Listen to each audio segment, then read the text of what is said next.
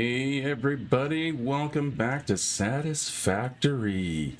Hi, good morning. How are you guys today?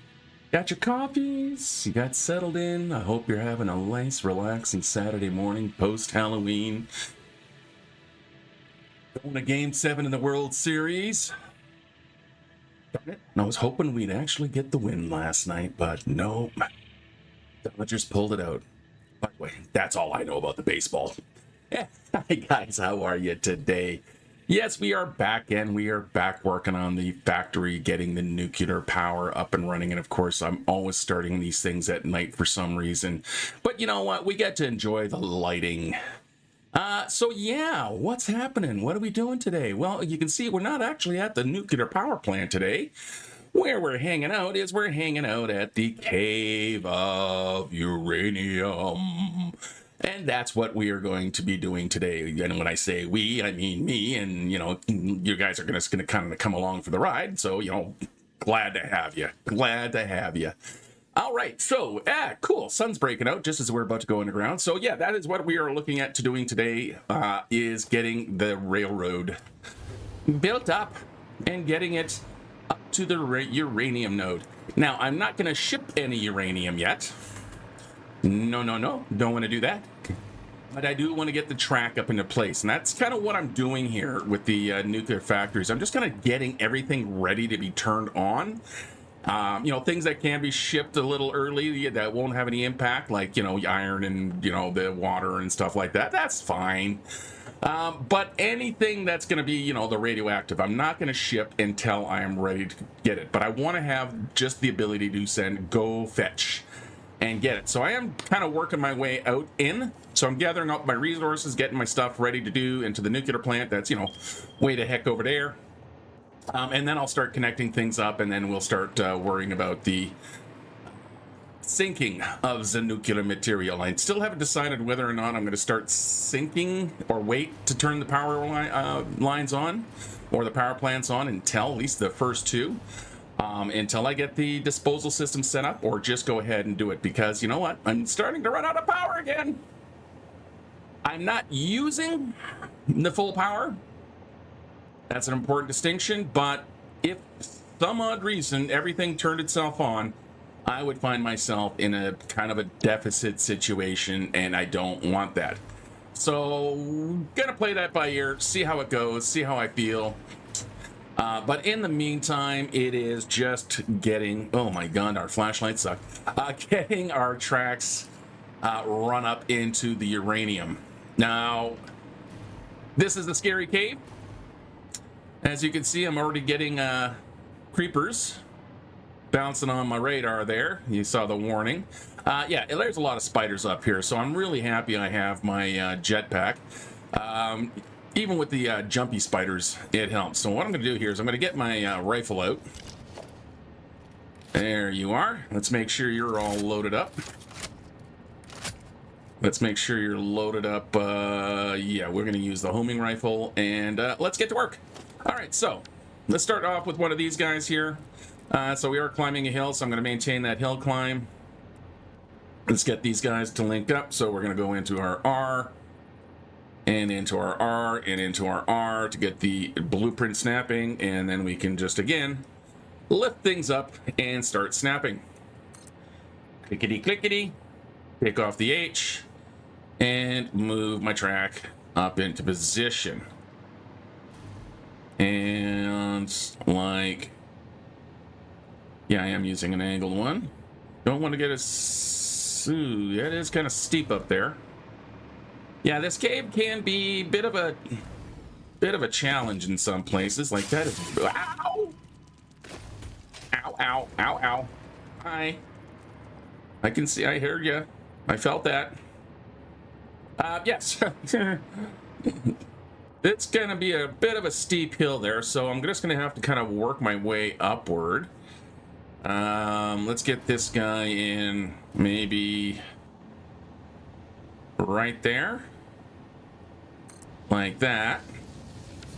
Let's figure out where that little buggy was. Come here. Show your face. Show your ugly, ugly, ugly ass face. Come on.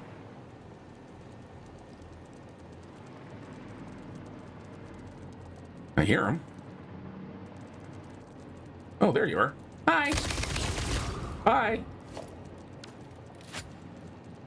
There's your little sis brother. Hi. Hi.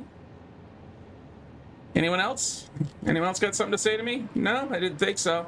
Okay, let's do some track replacement. Because I have to adjust the angles. It's got a little bit of a whoop going on there. So I'm just going to pull these bit of tracks out. I'm going to increase the angle on these ramps to a 2-meter angle. Where are my ramps? They are right there. Okay, let's grab our 0 ramps. And I'm going to go with the 2-meter ramp for this little section here. And again, let's get rid of that track. So I have a... it's steeper than I'd usually, you don't want your trains to go, but sometimes you just don't have much to say about it. Okay, let's get this guy up into place. I think we're kind of leveling off a bit at the corner there, so that's in there. Let's make sure we string the power lines. And let's make sure we also grab our hypertubes. So yeah, just flipping myself over to track build mode, and there we go. No, I need to change that. I need to change that into a different shaping. Not auto 2D, not noodle, not that. Curve, there you go. Nice, clean, and smooth. Okay, that's the one. Let's get the next one into place, and it's pretty much just going to be doing the same thing. So let's see if we're close enough to get the snap. It wants to. Certainly seems to want to. Going up by that angle, get you rotated. Look at that. Lovely. Like it when they cooperate. And now we're going to go... I'm going to go a little bit to the side. I'm also going to bring this down a little bit closer to the ground to kind of even out that climb. So I think that works. Let's see here. How does that angle playing out? Yeah, we got a little bit. Nice smooth curve. Yep, okay, I can live with that. So that's okay. We can hook up our power again. Let's keep it all on this side. Oh no, can't do that because it will cut across the track, so we're gonna have to go through there. Hopefully the hypertube can make it without any problems. And of course, you are going to be a poopy head. I really don't like it when my power lines clip through my hypertube, so we're going to change things up, and I'm going to go, oh, I can't go across there because they're all being used. What about you two? You're being used. Well,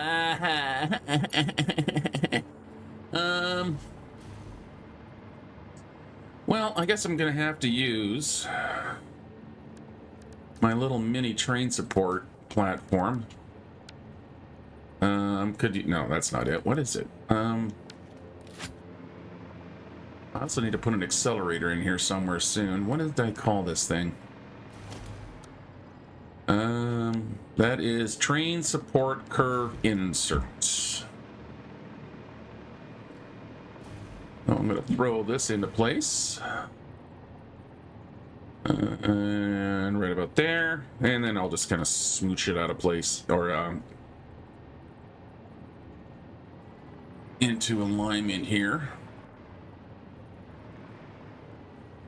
I might have to move my hypertube.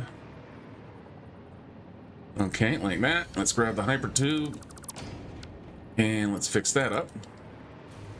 So you gotta come to there. I'm gonna angle you back just a little bit. I really wish we could do a little less on the degrees there. But it is what it is. What do they want? What do they want them to do? Come and do the work for me too? Okay. How much further we gotta go? We just gotta... Basically, it's just kind of around the corner there that I'm trying to get to. That's going to be a real ground skimmer here. But it is, it is what it is. So let's just keep climbing. Just keep swimming. Just keep swimming. And a clicky and a drag. And a drag, man. Let's go a little bit longer on this one. Like right about there. As always, I want to make sure it doesn't look really bouncy. I'm going to lower it down. Again. Oop. Autosave caught me up there. That's a little bit smoother. But I think I am going to have to replace the track again. So let's get rid of these track pieces. Get rid of that, and we're going to put in our new ramps. So we're going to go into one of these and one of those, and then we can grab our track and we can have the angle that we're going to need, and we can straighten things up a little bit there. There we go. And there we go. Yeah, getting track up into this cave system is never easy. It always has that kind of wandering effect. All right. Like I say, I'm going to need a speed boost here somewhere, and I think this is probably the best place for it. So just in case I have to do a hypertube journey, I'm going to put it right here. So we're going to grab... No, one of those. Oh, hey, look, that's number 4. That's the thing I was looking for earlier. No, what I want is one of them. Turn off blueprint snapping, so we can just have our regular snapping, and then we'll put you there. We'll put you there. We'll grab our hyper tubes. Put you into there. Grab our hyper tube and put you into there. Okay, and then we can change you to an entrance, and then get some power.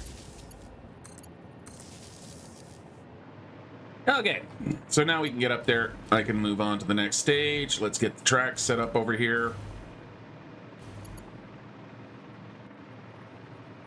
I'm going to replace these bits and pieces here.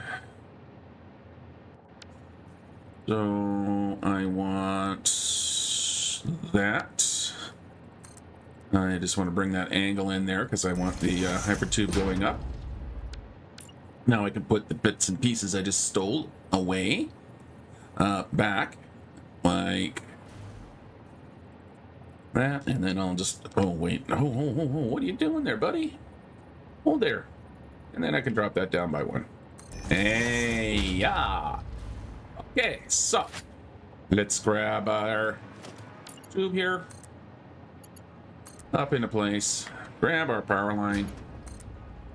Should be able to do a straight run. Please let me do a straight run. Insert, aren't I? Ooh, actually, no, I'm not. Nope, that'll work. Perfect. Pardon me, that was kind of gross. Okay, so that's that next piece of track.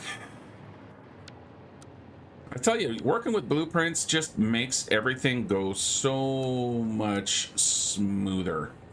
Once you've got a design you like, man, you can just start boop, boop, boop. Bob's your uncle, Annie's your Fanny's your aunt. I fell down. Lose the ground. Okay, for this one, I'm gonna have to make a turn, and I'm pretty sure, yeah, see that central column there? That's the opening. It's in the middle of the opening that we're getting into the uranium, so we're almost there. Again, I'm gonna lower the track down. I'm gonna bring the track up just a little bit. So that's a nice smooth transition there. And we'll pop that into place. Grab our hypertube. And then we can grab our power line. And hopefully that can just nicely, non-clippingly pop in there. I'm going to change the hypertube type on this one, I think. The curve is just a little bit too soft, I think. Because it's swinging a little extra wide in places. So let's see what we got for different modes. So the auto is going to run into the track. Noodle.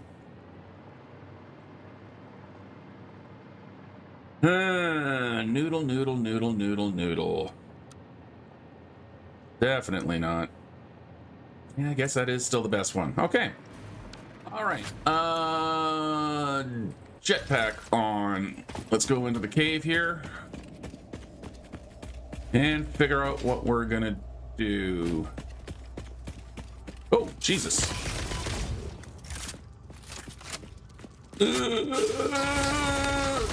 Forgot about these guys for a minute.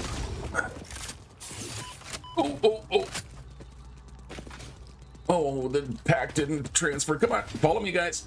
Okay, there we go. Okay. Stay there for a minute, will you?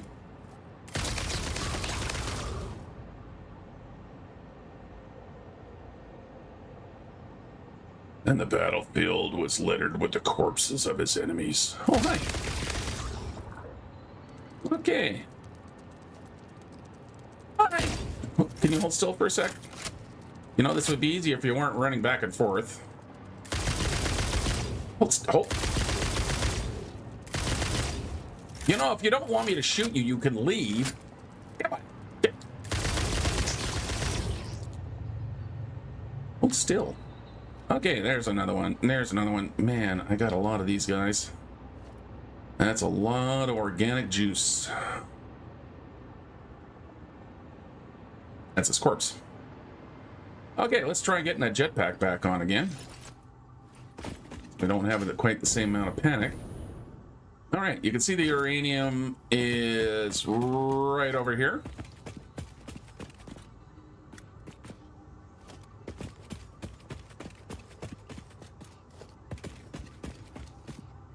Got that. Okay, so there's my uranium. So that's what we're gonna need. I wonder. Okay, I'm gonna take a little bit of a stroll here. So I'm gonna decide whether or not I actually want to connect up through here, because that'll have an impact on where I put the station at the uranium. Because if I want to keep going up through here, yeah, it's a bit of a narrow corridor. Oh, hello.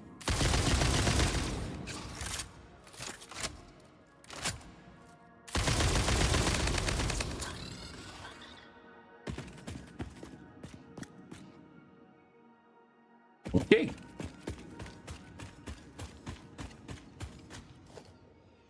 It's a bit of a narrow. This is definitely a much more challenging run for my track, which means if I am going to run track up through here, I'm not going to be able to use my blueprint one. I'll have to kind of, you know, manually lay the track down and try to get it to follow. Is there any real benefit? Oh, Jesus. You're not a twig. You're not a twig. You're not a twig. I thought it was a twig. I just ran straight up into it. Oh, keep running, keep moving, keep moving. Keep moving. Oh.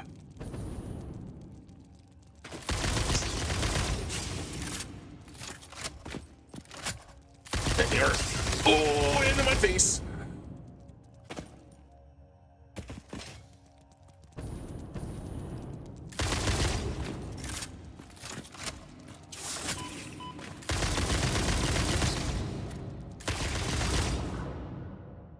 Did everybody?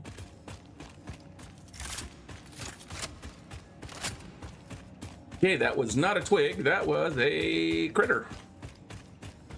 Okay. Well, at least we can see the daylight. So this comes out over here.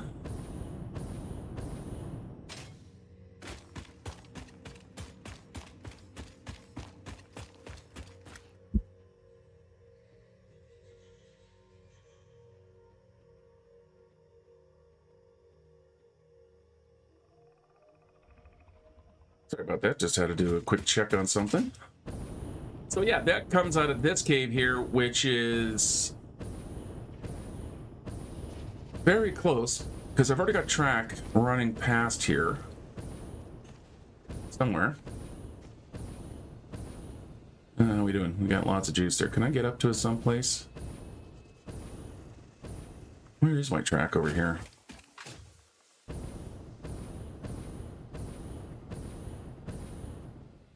I have made this track, right? Yeah, there it is. So I do have track. That is a bit of a distance, though, isn't it? Because I could put an exchange here somewhere.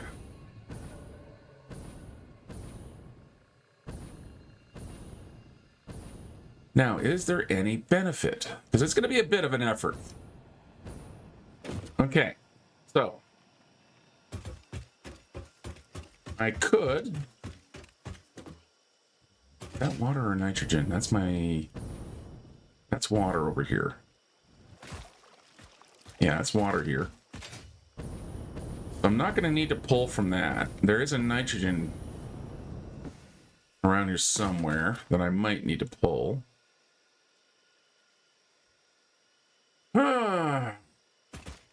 Yeah, no, I should have thought these things out, made these decisions earlier, but, you know, why decide something today when you could put it off until tomorrow? I kinda.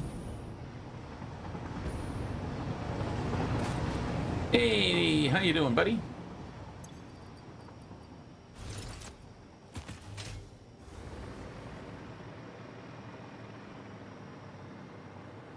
Alright, where did that cave go? I lost the cave! Oh, that's because it went up too far. Easter cave! Yeah, I don't think I'm really going to have a need to pop through here. So I don't think I'm going to worry about it.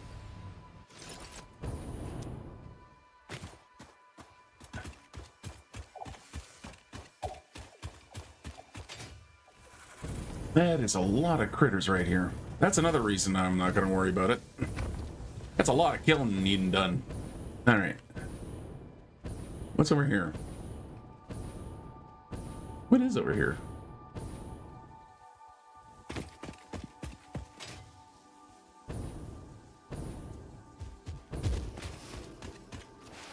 Yeah, just ignore me. Is that the way down?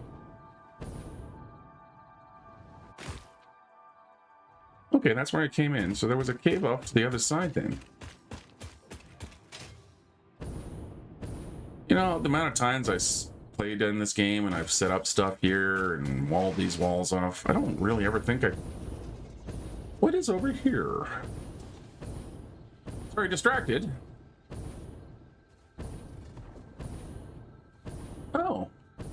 Hello. Well. Would you look at that? Huh.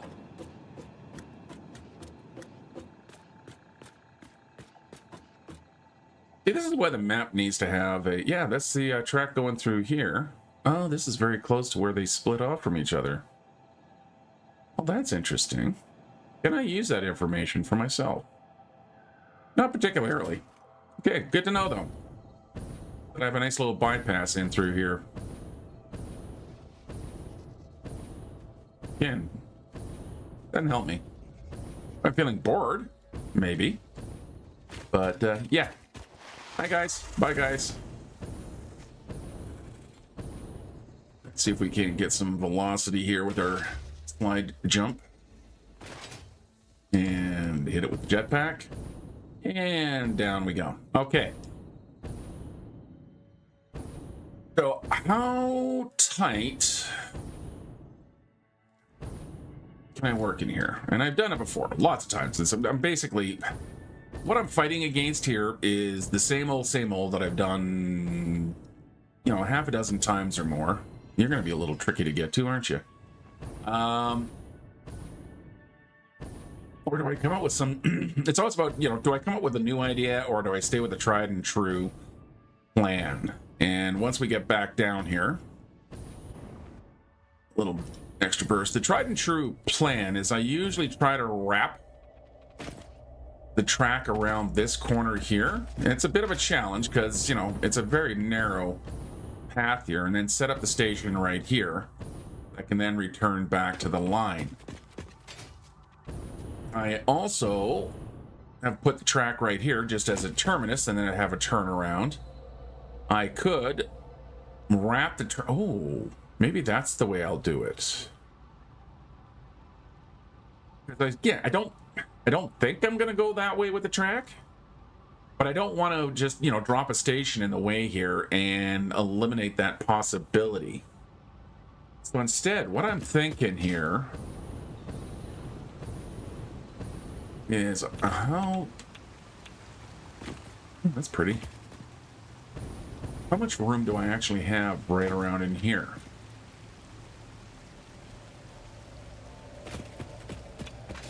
Okay, if I put some foundation stuff, we grab our 4-meter foundation. I'm not going to line it to the grid. If I have... I mean, there's nothing's telling me I can't keep it close.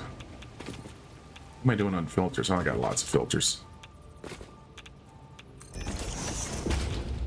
Can I fit a station in here? Do I need to raise it up a little bit?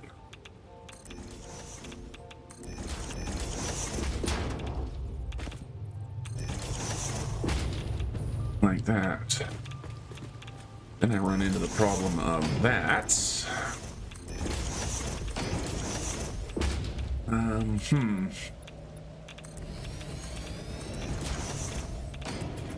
Okay, let's just see what we can do, what we can do.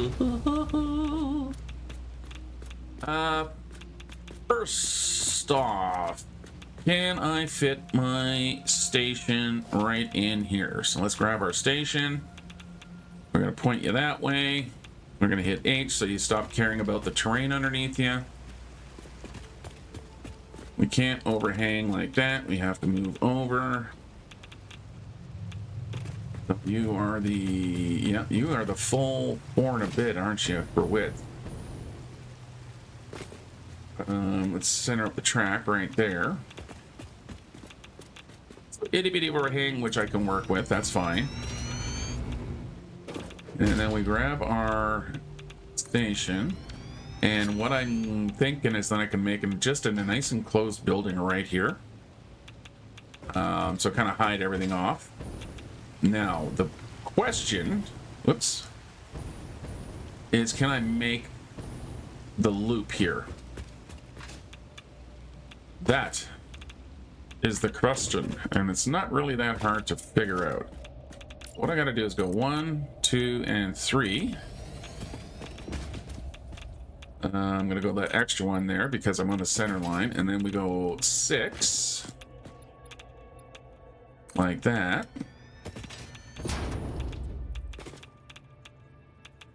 And bring that one out, and then we can go across like this. And then that should actually give me lots of room.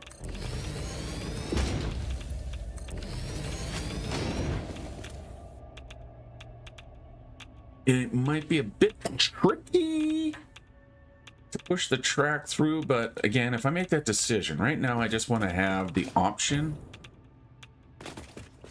So that's kind of interfering there. So that, okay, so that tells me let's get some track here. So let's see. right now, you want to comfortably... Yeah, I could pull you much tighter. Could pull you that tight. I think I'm going to relax you just a little bit. So to there. Then we can come to an arrangement here. Like that. And how are you cutting that corner? You're cutting it pretty good here. So I'm going to come over by one. Let's come over by a couple. Or, you know, the one. There can be only one. Not sure how I feel about them remaking Highlander. That's where the quote comes, there can be only one. However, it's Henry Cavill is the star of it. Because it was just such a 80s movie, to be honest. Yeah, okay. The movie I'm talking about is Highlander. Suppose I should mention that. Christopher Lambert, or Lambert, was the first star of that one. Also had Sean Connery in it. And what's his face? Guy who does the voice for Mr. Crab.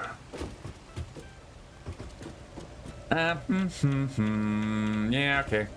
You can stay. So how does that look? How does this working? Is this working out for me?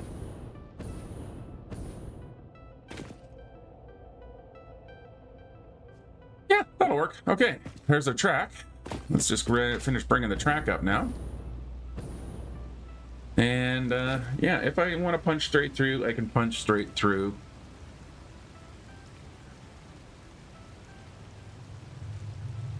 I may have to rejigger. Is there enough room for one of my oh, is there enough room here for a roundabout? Okay, you know what? Let's get the track up here so I can use the hover pack, because the jetpack I gotta keep landing and I need a little bit of an overhead view here. So let's swap back to the hover pack and let's keep moving our trains up top here. And swing you around, do-si-do.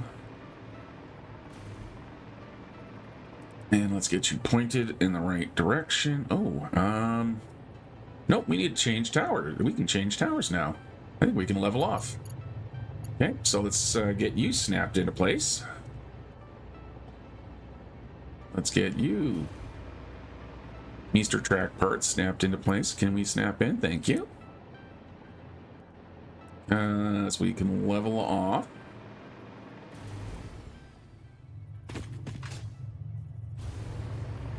We can level off. Right about here.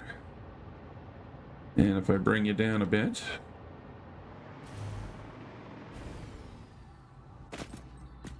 I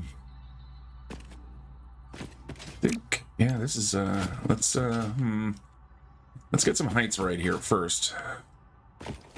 Okay, so let's bring you guys out so I know where I'm going to.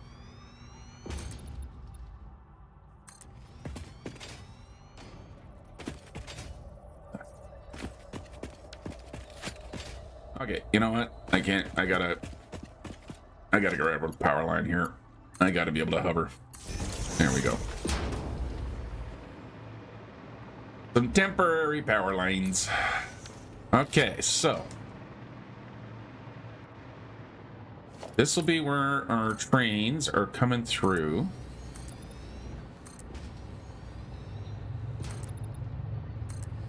So I'm gonna get myself a nice big old platform here.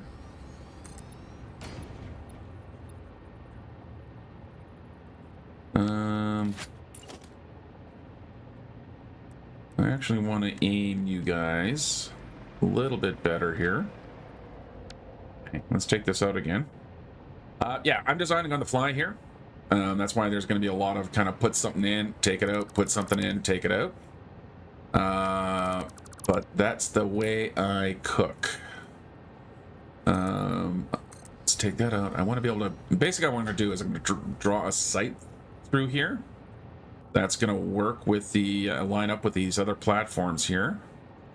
So, right there.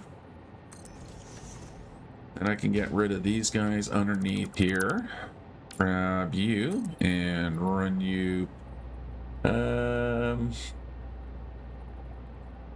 Yeah, I'm going to need that distance... Oh.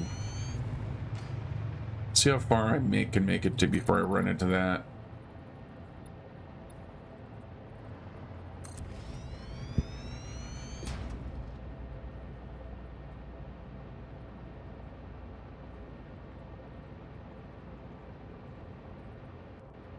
Sorry about that. Had a bit of a cough there.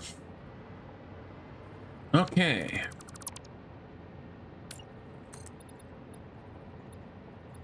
What I'm trying to figure out here is, do I have the room?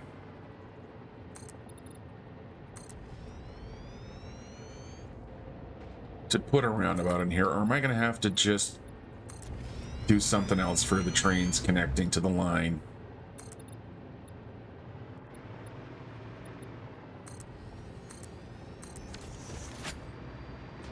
Okay, now, if the track comes up here, I want it to be able to go through there, but I also want it to be able to turn off and go into there.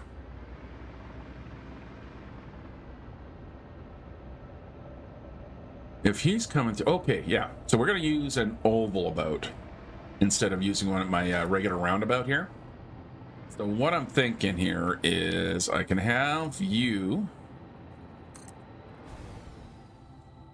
make this corner. Okay. Grab another power line. Oh, I suppose I should pluck those. What's chainsaw?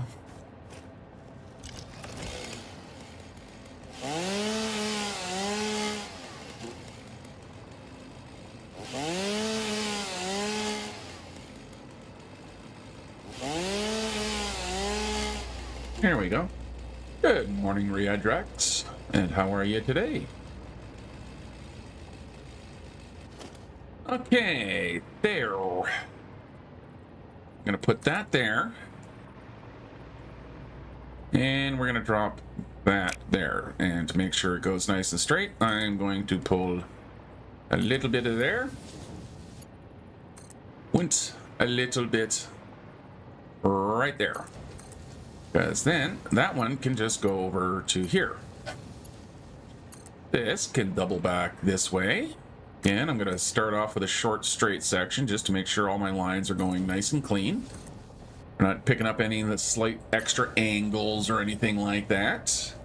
So that can go through there. Then we can come out with this guy. He can come back to here. Too loose? No. I mean, it's not like I can nudge it or anything like that back.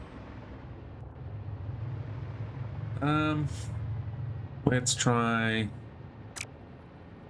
Maybe we come back to here. To there. And then we can go into there. And then we can come over to here. Okay. Yeah, that's working. And then here,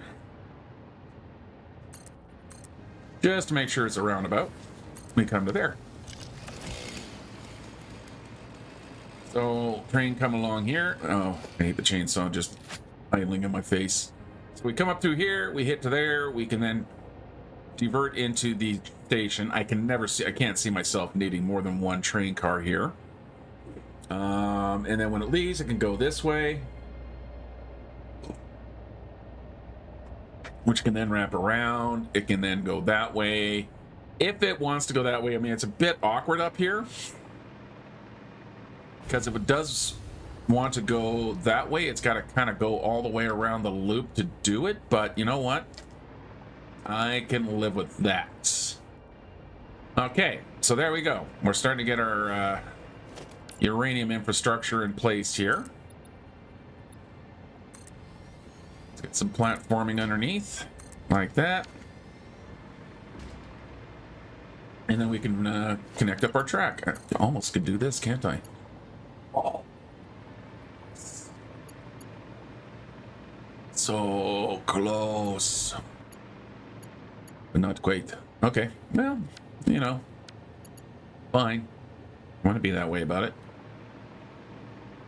And I think I want to use a flat one. Let's get ourselves connected here, guys. Come on. Do I have to use the snap? Can I? Let's see if we can't wiggle it. Come on. No. It don't want to wiggle. There we go. Okay, so then you have to come in here.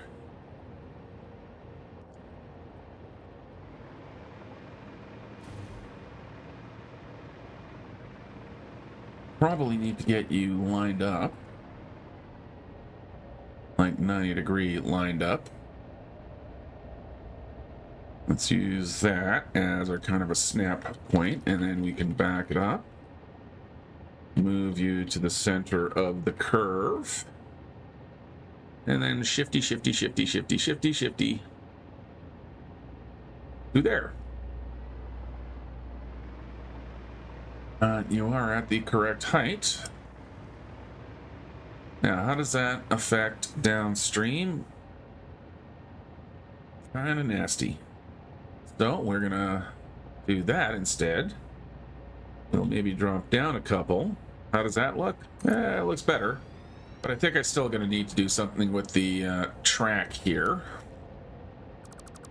So let's clean this up just a smidge. Grabbing our track segment to here. Grabbing that track segment, and again, just using the mouse wheel here to give it a little bit of extra steer. And then we can go into there. And you can go not to there. Let's bring you to here instead, because then it's a little nicer to go to there. Okay, that look all right?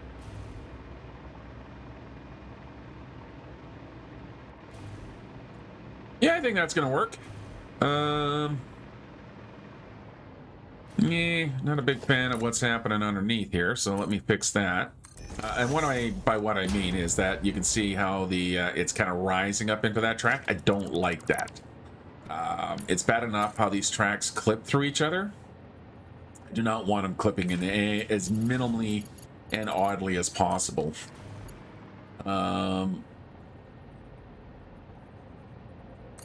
Yeah, let's do that. It's going to come up through here, and you make the corner comfortably. Sure. I could move that further down to here, but you know, I could go like around like this.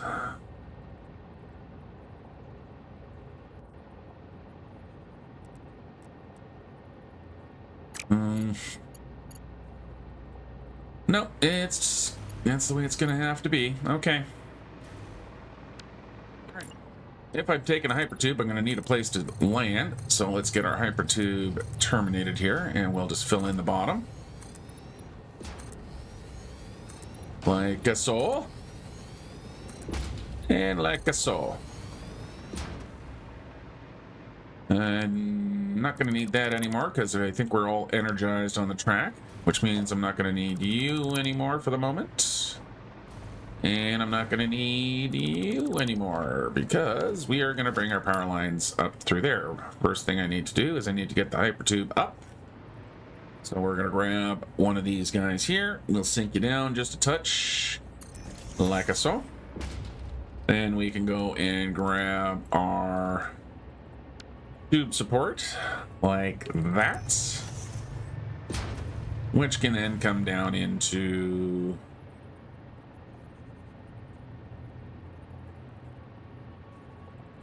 into... I think I'm gonna do a little hut. Yeah, I think I want to do a little hut for this. So we're gonna do that. We're gonna go to where our wall angles are, which is right there. Because I want to grab one of these. Like that.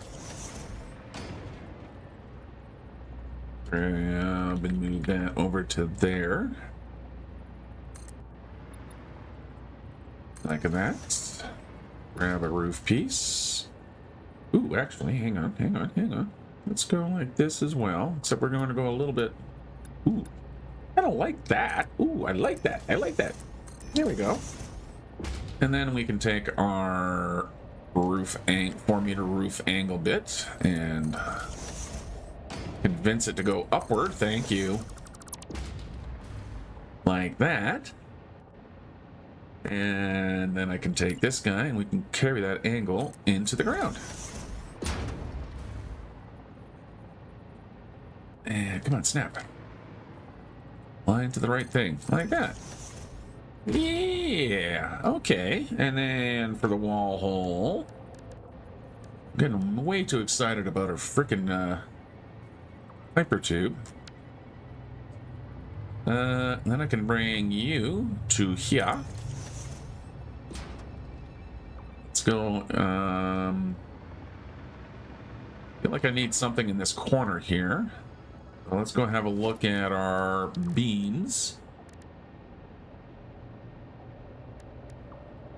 I haven't really found a use for these guys yet. How would that look?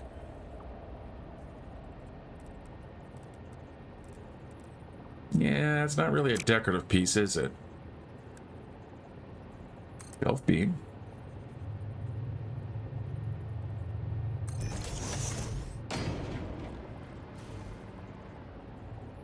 That all right?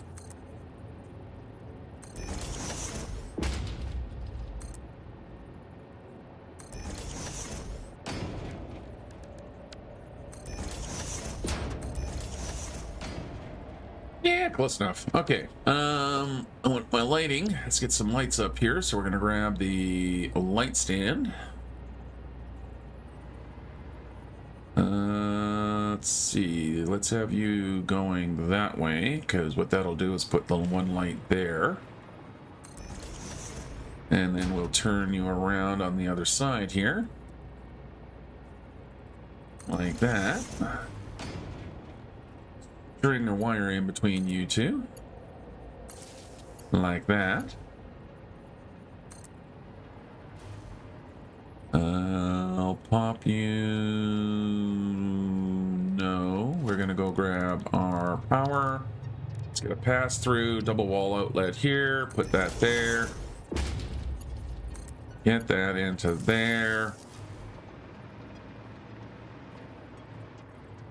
I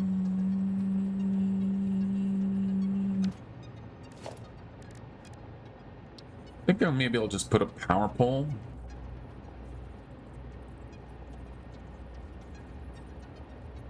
Right there. Because what I'm trying to do is I'm trying to hide the wire, right? Oh.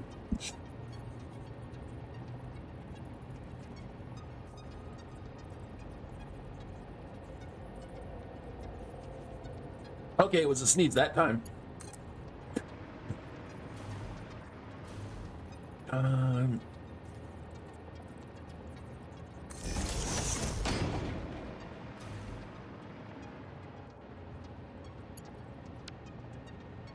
Gonna do a little bit of reworking on this.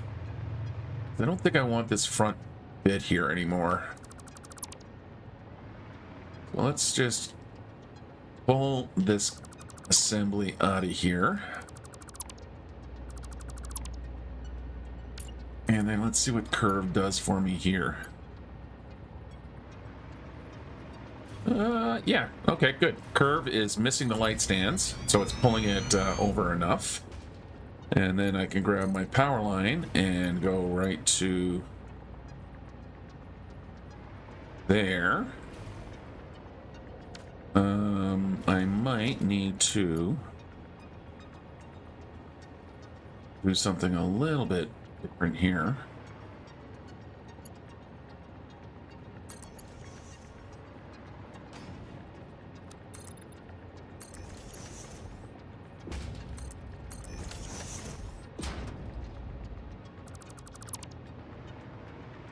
Right, like that.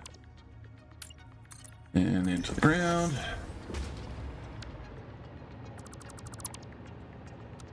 Okay, I'm gonna need to put that there. Just because I think the power felt it to me, it felt like the power line was just cutting too much across, too much of a different angle here. So I'm gonna try and help maybe even that up a little bit. Might completely and utterly mess up my hypertube line, but I think we're still okay here. And then we can bridge across, and then we can just drop down into here. That power line is connected there. That power line is connected to there. The lights are not on yet, which tells me that I still need to make one more connection, which is going to be right there. Lights are not on yet. Going to need to connect a little bit further back. We'll put that one there. And that can go into there. And lights are on. Yay! Okay. And good morning to all you joining recently. So what we're up to today, just give you a little bit of a fill-in for all the new late joiners. Not that I'm calling you out or anything like that, but yeah, I'm working on getting my uranium. Not necessarily getting it shipped yet, but getting it ready for shipping. So we've laid some track going through the cave, and we've established our uranium location. So we're gonna now fill all this in.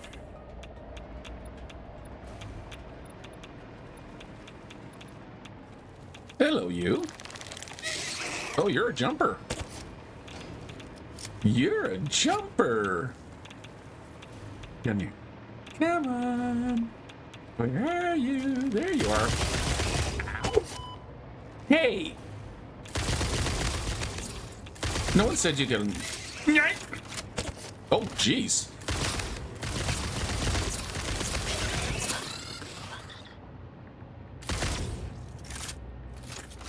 Killed him in air. Got him in midair. Yeah. Okay, meanwhile, back where I was doing. Yeah, so what I'm going to do here is we're going to tap this uranium node. I'm not going to turn on and actually start shipping any uranium yet. I just want to get everything into place for it. Which means setting up my miners and stuff. So let's grab ourselves a Mark III, because we're definitely going to want to use one of those. Oh, cool. I've got all my tooth on me that I'm going to need. So we'll nestle that in there. Nice and clean. What do I want my uranium mine to look like? I'm not just going to use my standard shed here, because I want to cover all the way up to the in here.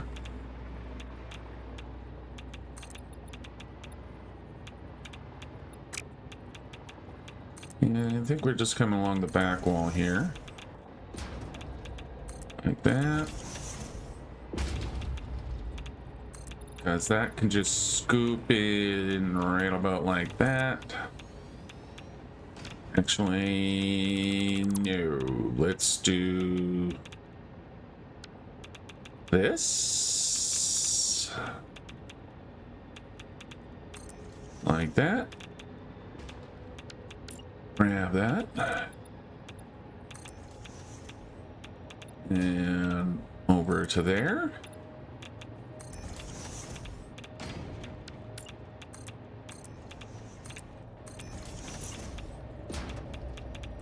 I would articulate what I'm doing more, but I really don't, you know, know what I'm doing yet. I'm just kind of...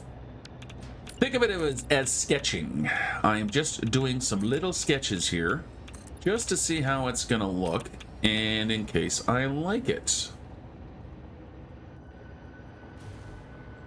And then if I grab some roofing stuff and try to get you up there, we can go across like that. We can go across like that. Let's take you out and convert you over to... I know I could have just used the brush, but you know what? I didn't. We'll go something like that. I'm gonna need to bring these foundations out a little bit more.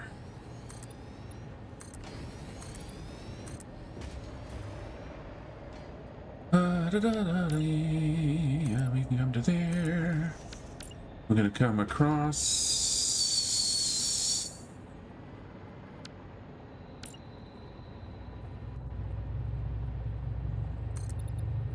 So I wanted to have, you know, not just a glass building feel. I'm trying to get a little bit of you know, je ne sais quoi into it, so to speak. A little bit more kind of that it feels, it looks like a uranium mine of some kind.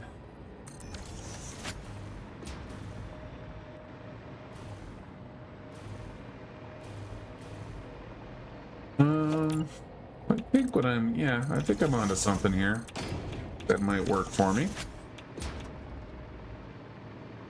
Okay, so then we grab our... what do we got in the way of steel? Anything nice in the steel windows? No. What about in the normal concrete windows?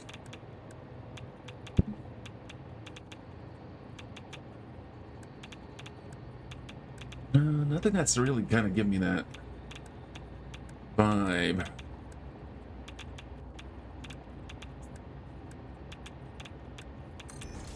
I think I'll just go with these guys here.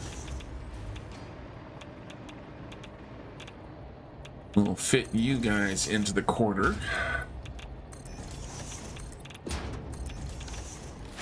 I'm going to grab a pillar. And I think I'm going to use the 4x4 up to there.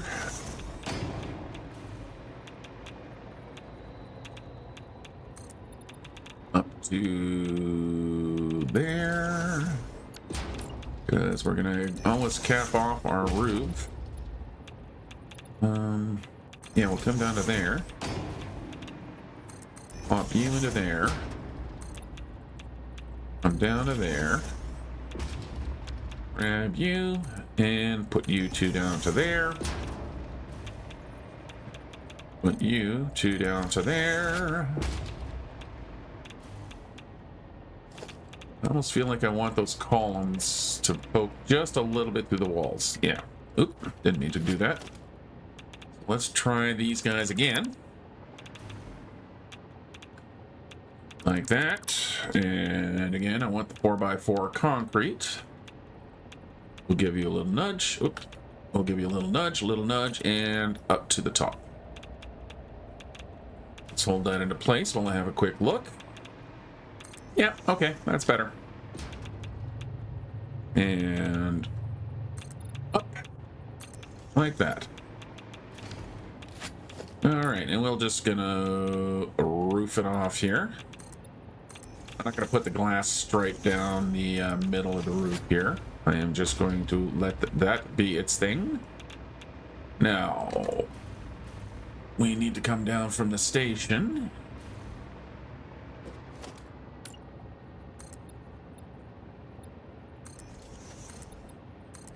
Across like that. Does that look awful if I do that? No, not really, actually. It actually kind of works. Okay. Well, that being the case.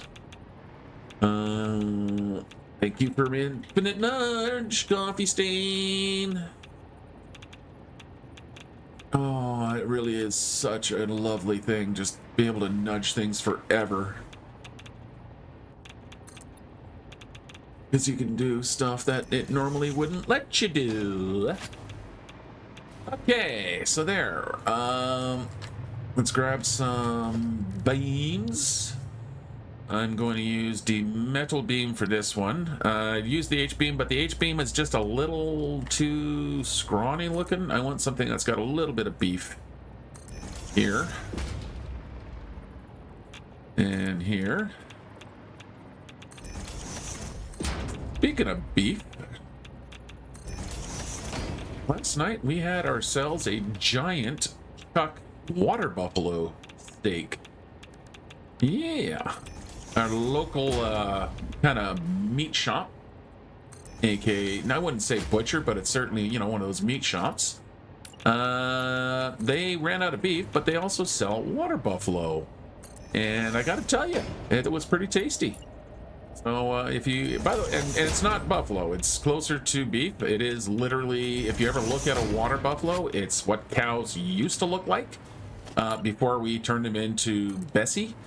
Yeah, giant big ass horns, and would sooner smash your face in as look at you. They were nasty bastards back in the way back days when we first started cultivating and breeding them down to be delicious little docile cutesies. But yeah, no, it's really good. It's a thicker taste, like, I don't know, finding the right word to describe it. It tastes like beef, but it's more deeper notes. Like beef has almost like a sweetness to it. Like it's just very flavorful, light. Whereas the water buffalo, it tastes like beef, but it's a deeper flavor. It's not quite as sweet. It's more of the beef flavor as opposed to the kind of sweet flavor, if that makes sense. Yeah, I've been struggling to describe the flavor profile for the last little while since we actually had dinner. The first time I used it, there's a local joint that serves buffalo burgers. Very tasty. Is water buffalo something different? Hey, morning, Bottom. Yeah, I've had buffalo burgers in Alberta. Buffalo burgers, yeah.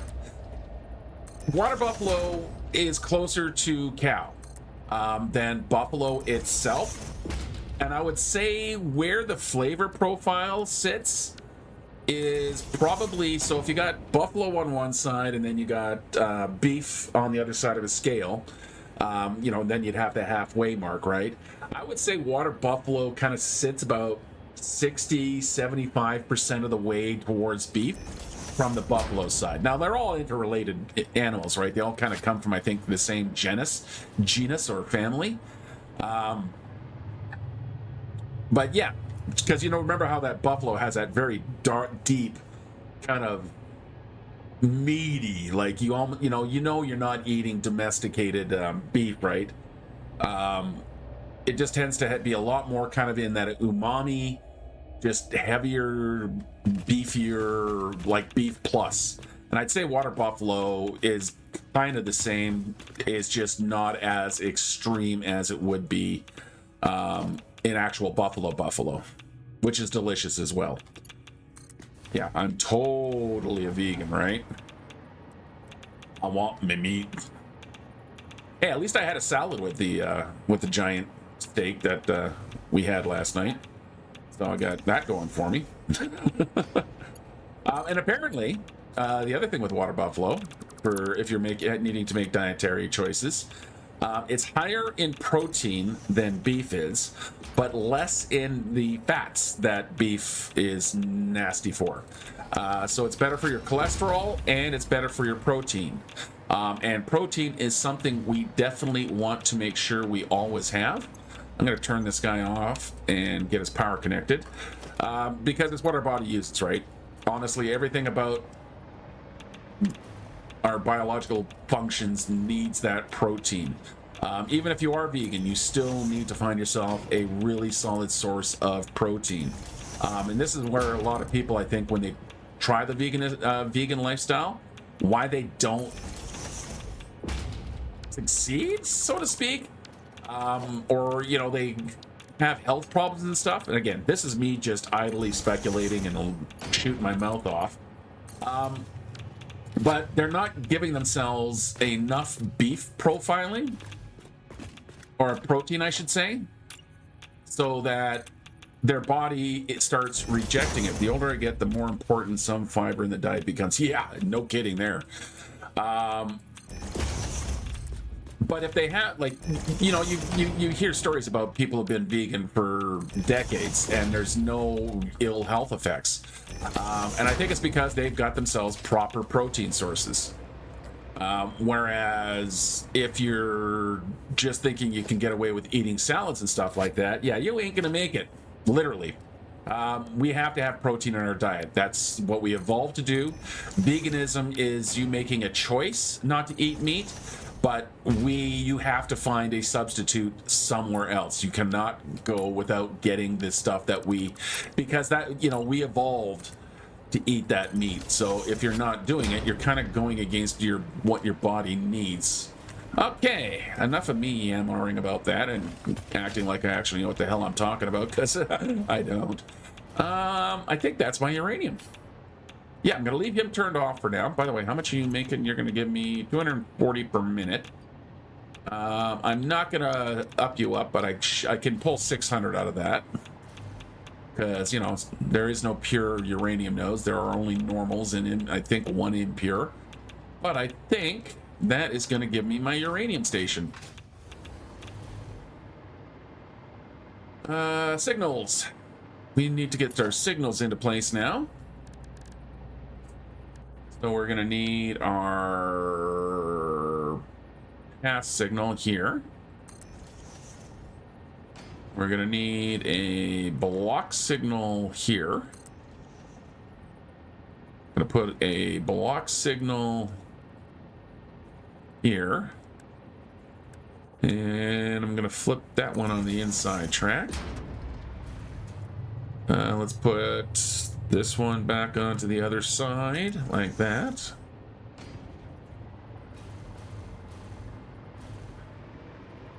When he comes out of the station here, you have another signal there.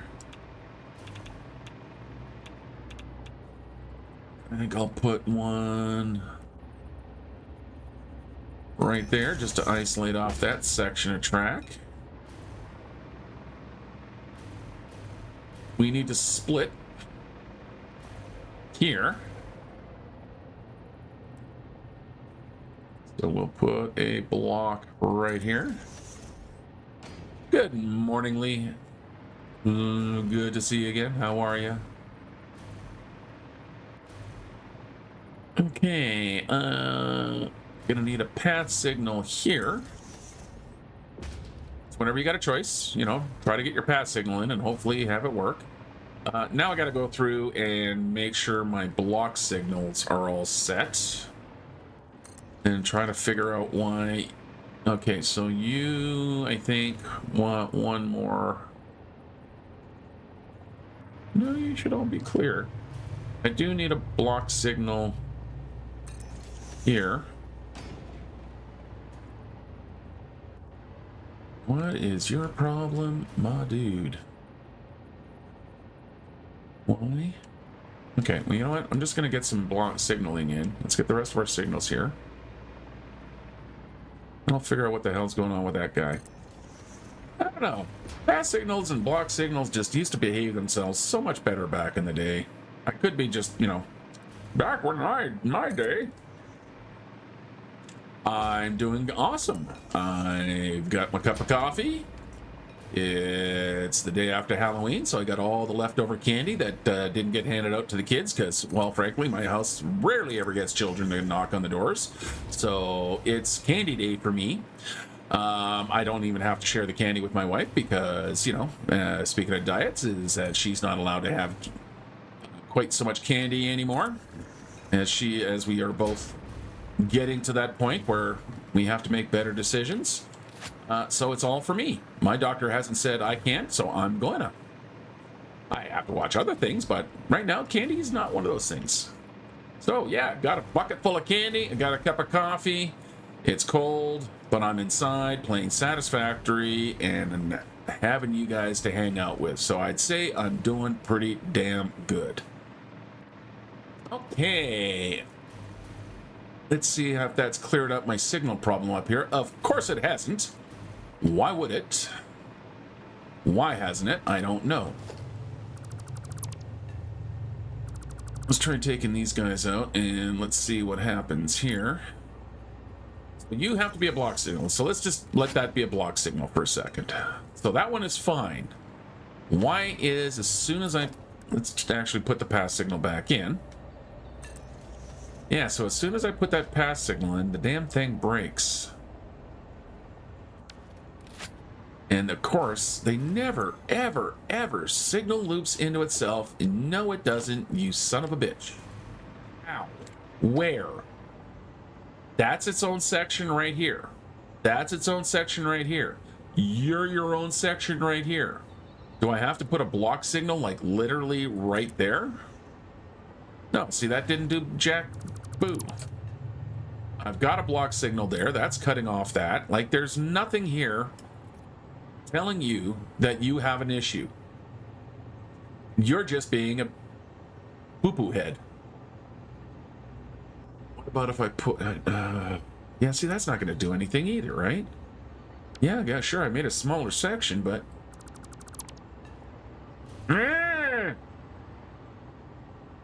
Irritating! Okay, well, you know what? Screw you.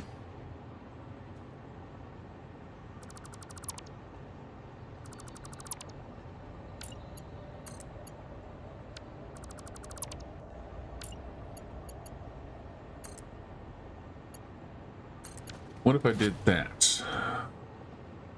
Will that make my pass signal work better?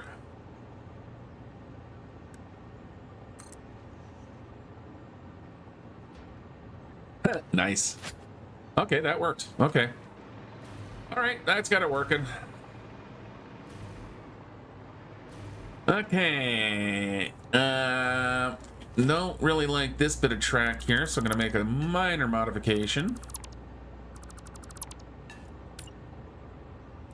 To do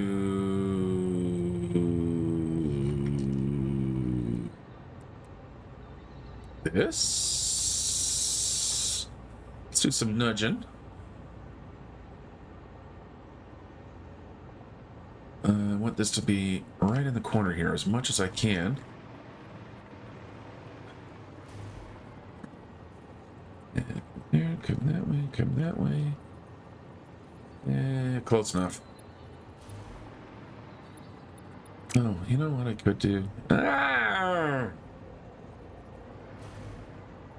I don't like it when my track does these little kind of short S curves, so I want to smooth it out here a little bit, which is always kind of the challenge, isn't it? So let's keep the ramp generally flat like that. Okay. Then I'm going to bring you up by just a little bit. Where are you? There you are. No. Let's do it this way.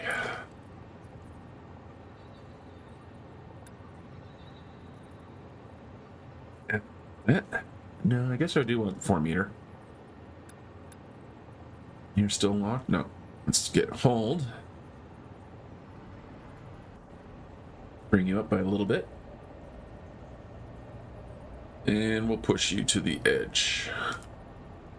Like that. No, not like that. Like that. And then we can just carry you guys right back underneath. Let's fill all this in. I has all the concrete I would like. Across here. That's starting to clip in, so I need to fix this. So I can go across the bottom like that. I'm really gonna have some errors in my signals now, but okay, there we go. Oh, nope, nope, nope, nope, too far. I came out too far. You just want to go to there. That's what we do. Going to be interesting to see how they transition into C blocks, yeah. Yeah, I'm trying to, in my SE, just kind of personal playthrough, I'm trying to build myself basically a courier, jump capable courier ship for doing hauling missions out of the trade stations. Good money in the hauling missions. You know, a couple of million a pop, nothing wrong with that. Build some reputation, nothing wrong with that. But I don't need to take my giant ship around with me all the time. I want something that's smaller, easier to dock. But yeah, struggling with the design. That's always been my my thing that I have to fight with. Which is why I was so, you know, I love building the Enterprise. One, I love the ship. And two, someone else designed it. I just have to make the damn thing. Once I get going, I'm fine, but it's always that initial. Anyway, as I just idly try to get my track to do that. Let's see, how are you feeling? You feel okay? You are a little bit of a pain. That bit of that rock sticking out, so what I'm going to do is just do that. And then we can connect you up to there. Okay, that feels very wrong right here.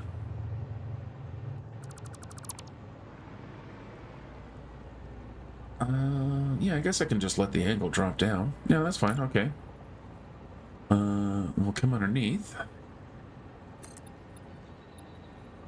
And across. Like that. I'd want to tie this up somehow, so I'm going to grab the 4 meter and we'll just do that to bring it into the ground. Get out of the bloody... Yeah. Oh, hey, that's interesting. Nope, that button. It remembered from last week. Okay, yeah, we got our frame rate back, so we're still holding that 60 frames, which is good. You look funny now, so... I don't know. That's my problem. I don't know what reasonably small, comfortable, but you know, enough for either 2 regular jump drives or at least certainly a Prototech jump drive, preferably a Prototech jump drive. I do have an Prototech assembler, and I've got a couple of spare frames, so I'm probably going to build the Prototech one. Yeah, for the well, it's the thing with the mission, the hauling missions. It's a single package that you hold in your own personal inventory, so I really don't even need much cargo space on this thing. I just want something that's kind of quick and easy, light, you know, reasonably armed enough for defenses. You know, a couple of artillery or assault cannon turrets, some Gatlings for protection. Large grid. Are you going to try and tell me that you've got something? Because if you do, I'm interested. Okay, so there we go. Track comes in, signals are all working. You just need to be turned on. You're all enclosed in. It's a bit dark in here. If I turn my flashlight off, it does feel a little dark and scary. So let's get some panels up. Where are my lighting panels? There they are. We'll turn that on. So let's put one of these guys there. We'll put one right here. You're gonna put one right there. And one right there. Yeah, that's better. That makes me feel a little bit more homey in here. I need to bring the wall down. We don't have to see that side foundation. And we'll just do the same thing all around here as I slowly irradiate myself. But you know what? That's what the anti-rad stuff's for. Okay. Yeah, that's okay. What else do I need to do in here? I think that's it for there. Out here. Oh, hey, you know what? That actually kind of works.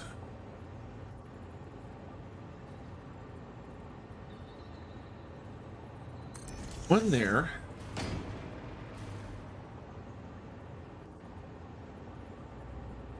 One there. Yeah, that would... Lee, please, if you are offering, I will not say no. I would appreciate that a lot. That's always been my weak thing, is coming up with the initial designs. Once I've got the design, I'm good. Yeah, no stopping me, man. I can really just run with whatever is there, but I need that kind of initial point. So yeah, if you're offering, man, I'm accepting with full gratitude. If you got some sketches, I would love to look at them.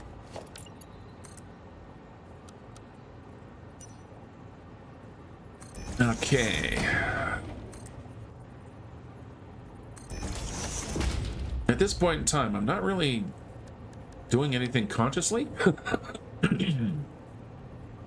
I am literally just kind of letting the flow take me. And it's rare that kind of happens naturally, so I'm going to take full advantage of it while I can. I need to come over one a little bit because I totally missed with this beam.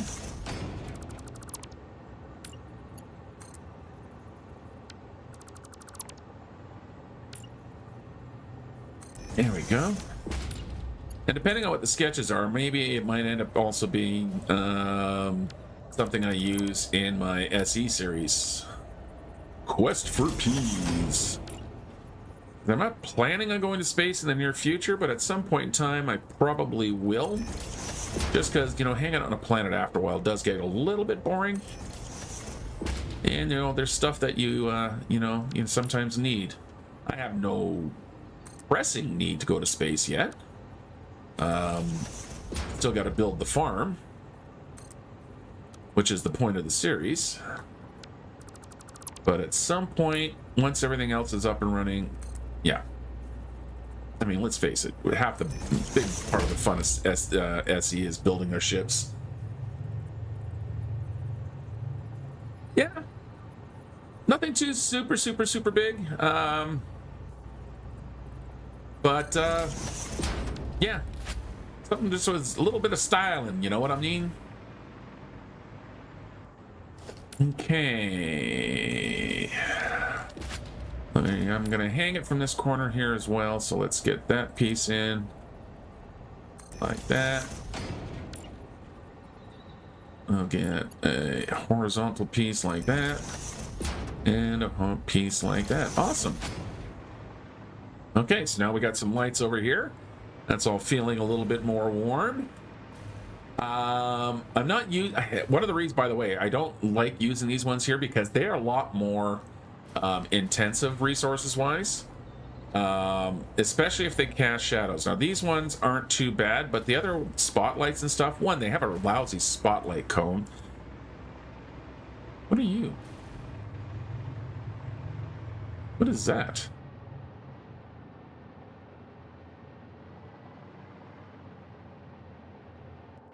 What? What?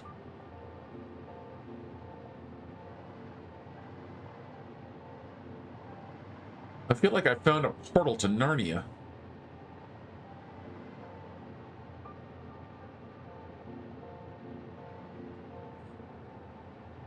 What on earth? Like, even the rock's shaped for that to be a hole. What on earth are you? Huh. Well, ain't that interesting? Moving on. Okay, it's really weird. The YouTube streaming software is actually keeping up. Normally it's like 5 minutes or 10 minutes behind by now. Okay. hypertube entrance. I think that's the last thing I have to do here.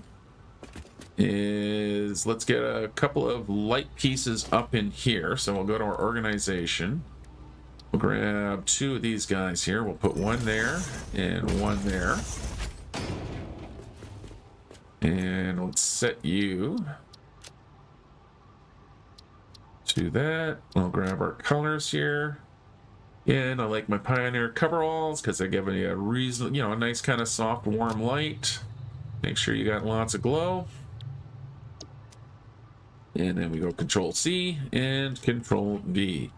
Other thing I'm going to do here is go into my notepad here, grab my Lumen Fix, copy, and into the console and paste that. And you will, of course, find that in the description of the video. And that just makes your lumen and global illumination a little bit more nicer. Okay, so still need a hypertube entrance on there, so we're going to go grab one of those. We'll put that there. And it just so happens I have a power line waiting for me right there. Almost like I planned it that way. Okay, nuclear plant. Oop. Our uranium mine ready to go. So we're going to set this to cavern uranium depot. Like so.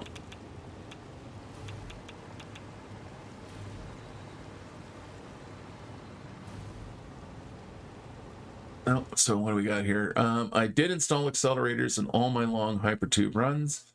I went with 5 in a few of them. Appreciate the help. No problem. It makes the hypertube the best way of getting around, short of the little portal doors that I haven't gotten to yet. I'm probably gonna need to rework some of that path going up in there, just because there's only one set of accelerators coming out of it, but we'll see. I mean, I'm picking up an awful lot of speed coming down this spiral here. Let's actually do a run. Let's see what it does take coming off the spiral.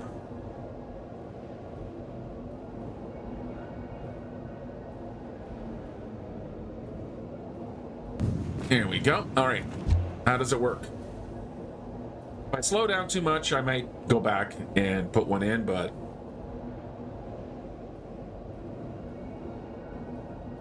so far, so good. Yeah, I'm not really picking up a huge amount of velocity coming down that hill, beyond getting dizzy.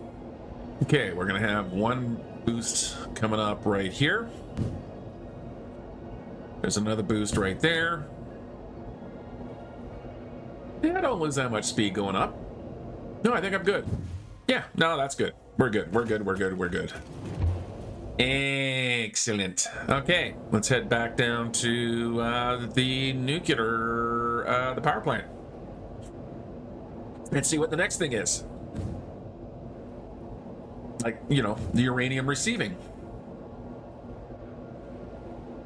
I'm happy with that bridge. I really am happy with that bridge. Still need a name. Had one suggestion. And unfortunately, the streaming chat doesn't transfer to the YouTube regular VOD, the VOD chat. But yeah, still have to come up with a name for this.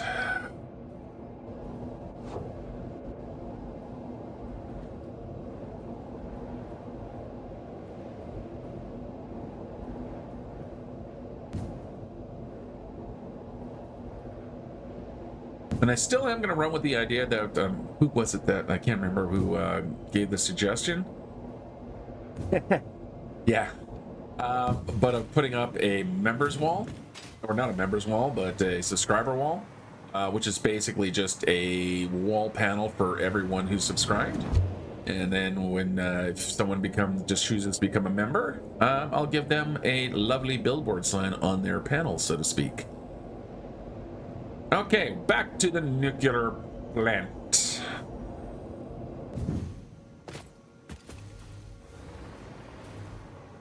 I kind of went the wrong way there. All right, so where does the uranium actually need to go to? It needs to go over here somewhere. I'm going to remove these walls because I want to see my signages. Let's remove that wall. Okay, so my uranium is going to go into there. Where are we going to put its station? I don't want a lot of my uranium kind of wandering around, if you know what I mean. I want to kind of keep it contained. You know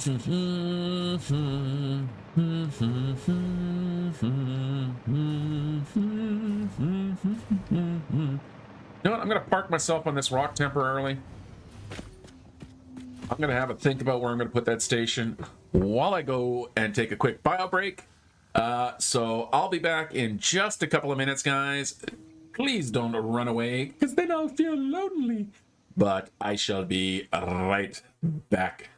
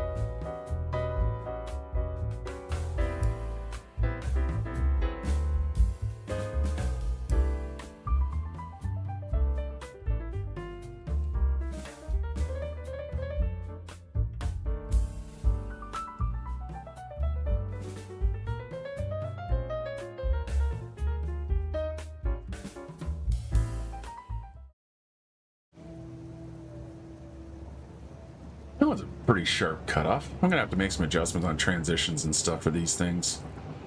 OBS, you and me need to get to know each other much, much better. Okay, uranium, what are you?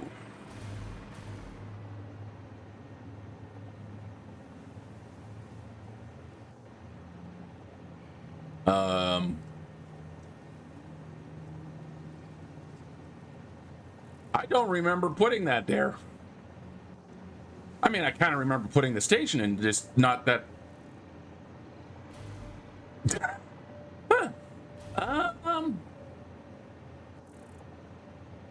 So, moving on. Apparently, I've already done that. Good to know. So, we just need to run the uranium down. Let's just pop the uranium down through the floor here. Do not delete the whole damn base. Just the bits we need to. Like that. Because I want... Go down through here. I just want to figure out where that is so that when I grab my floor hole, I can do that. Then we can grab our lift. And we'll drop you in right through there. And scooch down into here. So if the uranium is coming out of here, where are you going up through my floor? You're going up right through the corner there. Go right through there. And then we need to inverse or reverse you so you can go up there. Okay.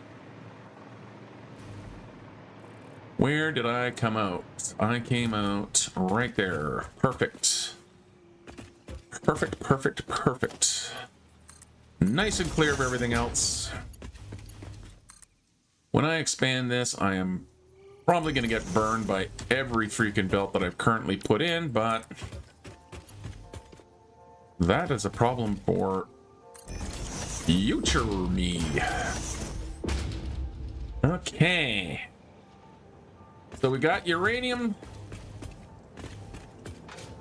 We're not receiving any yet because radioactivity.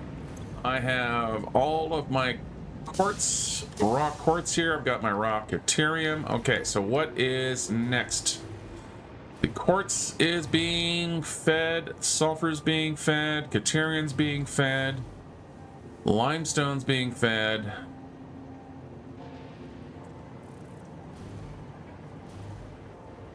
Silica is being manufactured right here and already is.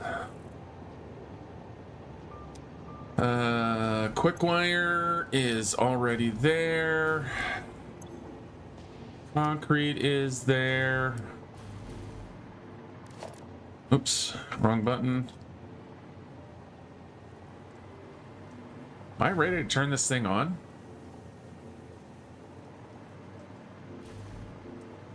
I think I might be ready to turn this thing on. I should have a whole bunch of electromagnetic rods ready to go. Yep, they're all ready to go. Ah! Ah!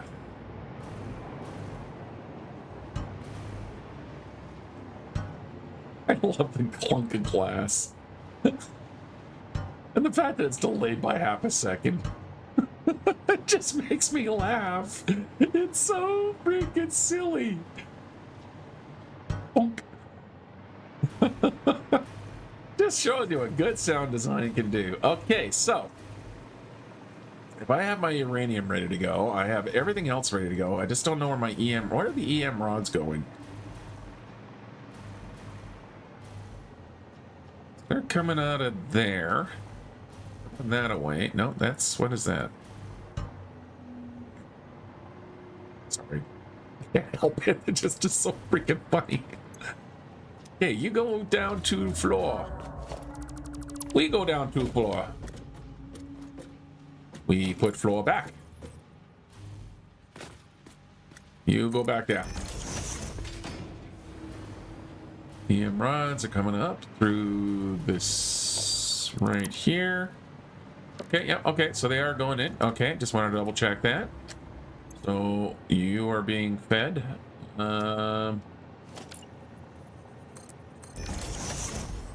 Let's start getting everything in here turned on. All right, what's your problem? You don't have any power, so let's get you some electricity. Has everyone got the same complaint? No, everyone else seems to have electricity. You just don't have any electricity. Why do you not have any electricity? I don't know. Because I haven't connected it? Where am I going to get my electricity? Right there. We'll bring this back here. Like right about here. And then to there. Why do I keep asking it like a question?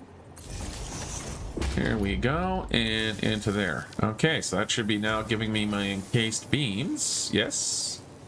Yes, steel pipe, go. Concrete in. What else was missing over here?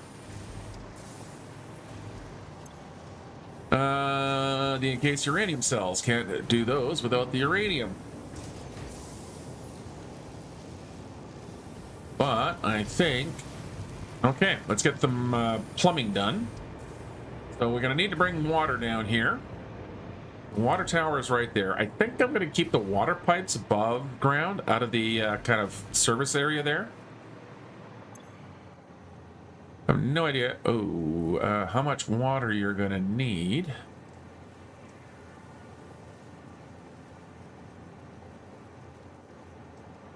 Really? What? 240 per minute, eh? That is a lot of freaking water. Do I have enough water? Oh. I've forgotten how much water a nuclear does. I'm not saying that, you know, that it's neat. I'm going to confirm because I honestly don't remember how much water I need. So let's go to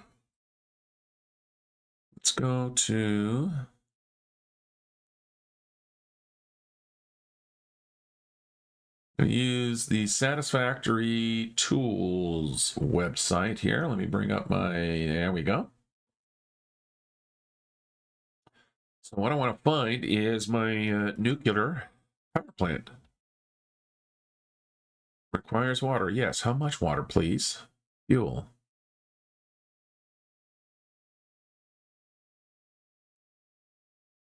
Yep. 240 water. Oh. Ow, ow, ow, ow, ow, ow, ow. Oh, that's a little problematic. I've got currently flowing 4 pipes worth, up to 4 pipes worth, which is 600 each, so that's 240. No, okay, that's 10. That's 10 of these reactors. That actually is fine. If I'm going to build beyond the 10, I am going to need more water, but 4 will do me. Because I'm getting 600 per pipe, so if I split them, so we run a single pipe to here, because I think the rest of the nuclear, the rest of the reactors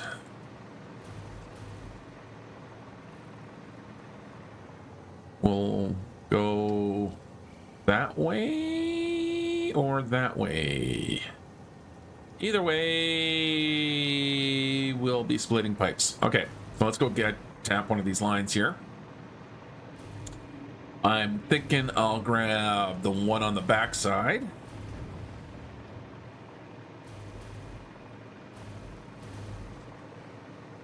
This guy here. Now, how far can I reach you? So, yeah, not very far. So I am going to need to do some kind of structuring here.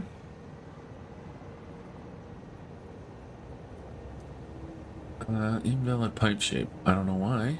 Why is it invalid pipe shape? Invalid pipe shape. Oh, because I'm going up too high.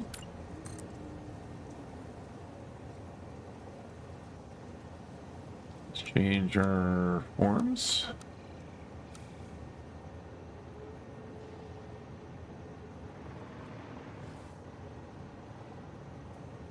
Let's move on to the nidge. There we go.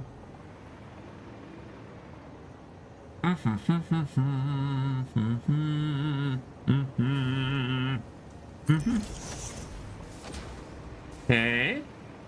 Then let's grab let's go to our pipe section here, which is where, right there. So we're working on pipes, not hypertubes. So I want the, I actually think I'm going to use the pipeline supports, but I'm going to put a beam underneath it. So let's grab our, how do we do this? We push 8. There we go. Come on. Can you actually load into the numbering place that I wanted you to? Thank you. So what I'm going to do here is I'm going to put a 4 meter, and I can grab one of you guys and give you a little bit of a loop like that.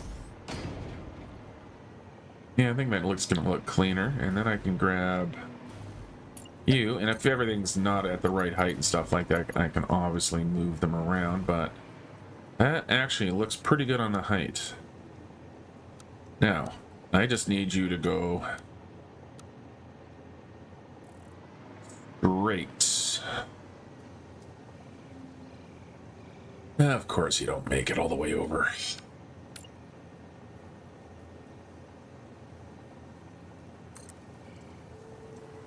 Well, you should be 5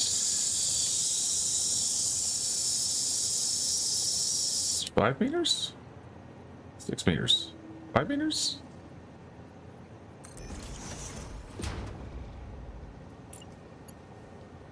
Is that gonna work? Yeah, that should be okay. So let's put it in one of those there.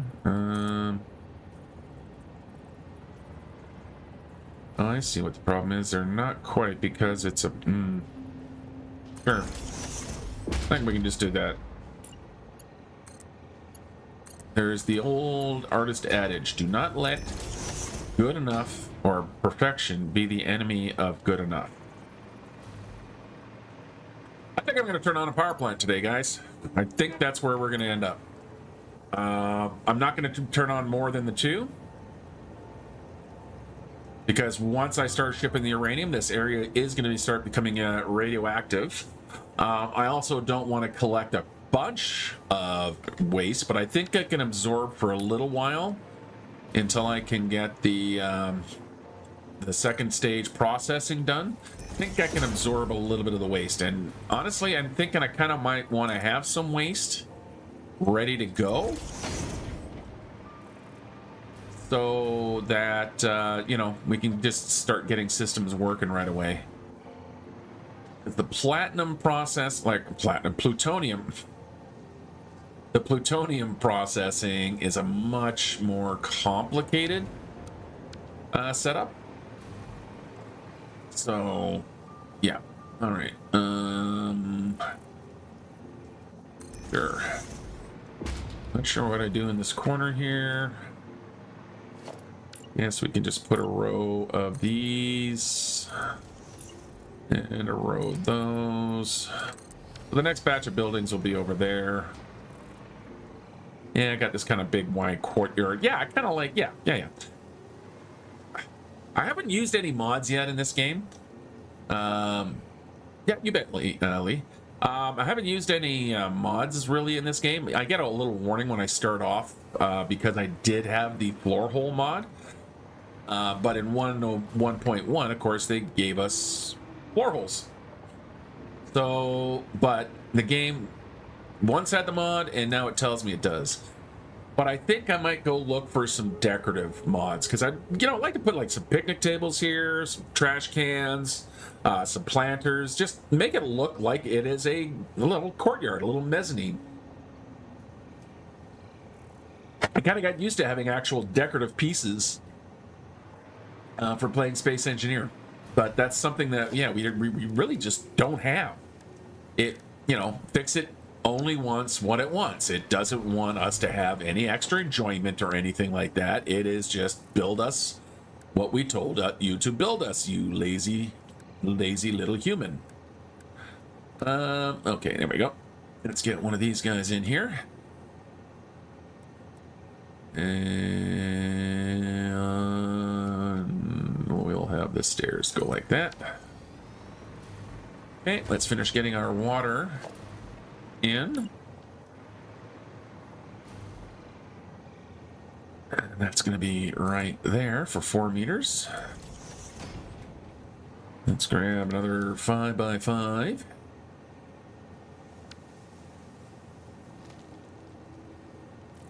Ooh. Oh, that's right. I ran into a problem last week that I was out and not loading up anymore reinforced iron plate. So let's go have a look at our inventory here. What's going on with my reinforced iron plate? Yeah, nothing's happening here. That's not good. So we're gonna have to take a trip back to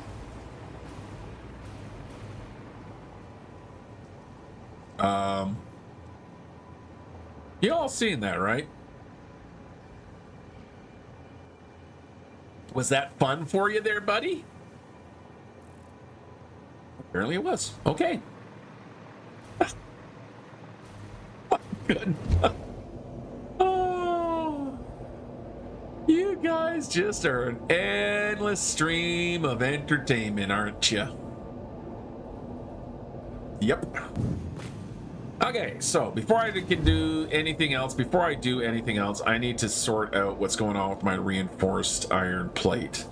I may have to start using some of those power crystals I've been saving up from all the slugs that I've got. I think I've got like 70 some odd power crystals just sitting there, and I'm not manufacturing them using the synthetic ones or anything. They're just literally from the slugs I've collected. Do I have any slugs on me currently? Yeah, I do. I got a purple slug, I got like yellow slugs, I got blue slugs. So yeah, we're gonna get ourselves some power crystals, and we gotta fix that up. Been a while since I've had to do any infrastructure work at home base. That is for sure. Sorry, the sound cuts out there. Just had to go reach something else off the screen. And away we go.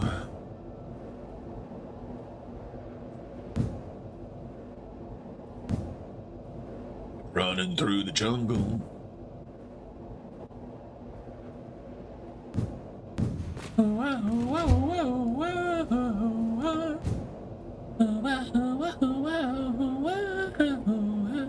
As we take a trip through the bottom shot, fix it to. I couldn't read the sign in time. Sorry, man. What do we call this? Fix it to Fortune Bridge. That's right. The Iron Bridge. I didn't need to go across the bridge, but I missed my turn. Okay, coming into the home port here. And let us get ourselves over to the reinforced iron plate. Let's figure out where the hell I'm making it first. All right, what are you guys doing in here? You're making stators, you're fine. What are you doing over here? You're making rotors. You're fine. What are you doing over here? Modular frames, you're fine. What are you doing? Reinforced plate, production paused. Reinforced plate, what is going on with you? So everything you're making is currently being absorbed. I think it's time we got all of you guys functioning here again.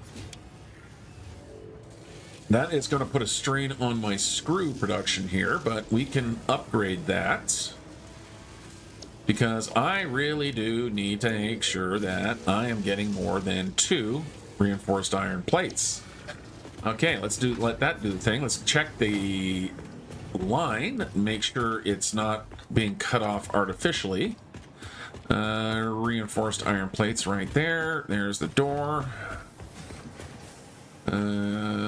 Let's go across. And where are you?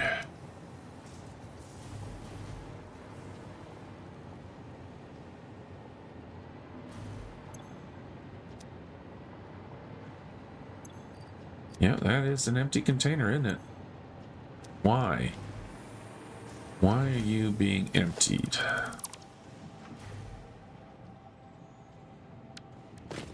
Why are you being emptied? Where are you? Oh, you son of a bitch.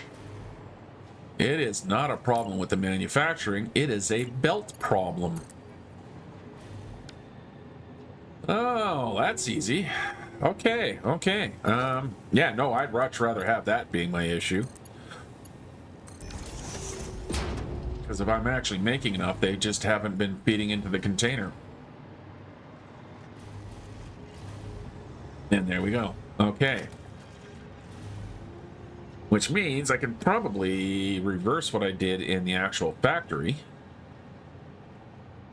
Because that changes a lot of other balances. You know what I mean? Know what I mean, Burn? Let's get back into that building over here and let's see how you guys are doing. Yeah, so screws are definitely a problem. Let's turn you back off again.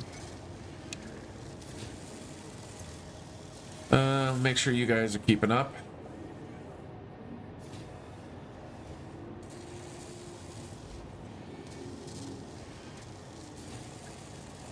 I'm gonna put one of these guys in there.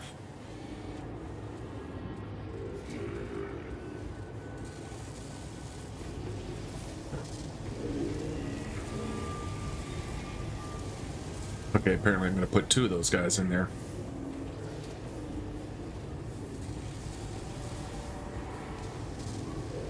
Okay, I'm watching the number right now. I'm watching that number. As long as it hits 500 before that hits 100, we're good.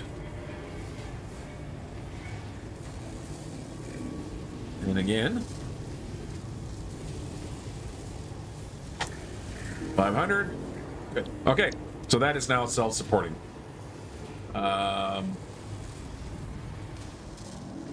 that's good. Okay, we can leave that charged up. Might as well get some use out of these summer sloops. Let's dump our excess stuff while we're back at home. So we'll get rid of those, get rid of those, get rid of those. I put them in the wrong container again. Doo-da, doo-da. I am such an idiot. Oh, da-doo-da-day. Where are they coming out? Moron, moron. Why do you do this to yourself, idiot? Damn it. Damn it, damn it, damn it. The plan is I'm going to turn the nuclear, first two nuclear reactors on today. Once I figure out how I've broken my sorting system here with the power slugs I just threw in the wrong container. I just need to figure out where those power slugs went, which I can't because I can't find anything in here. So let's get back up into the elevator.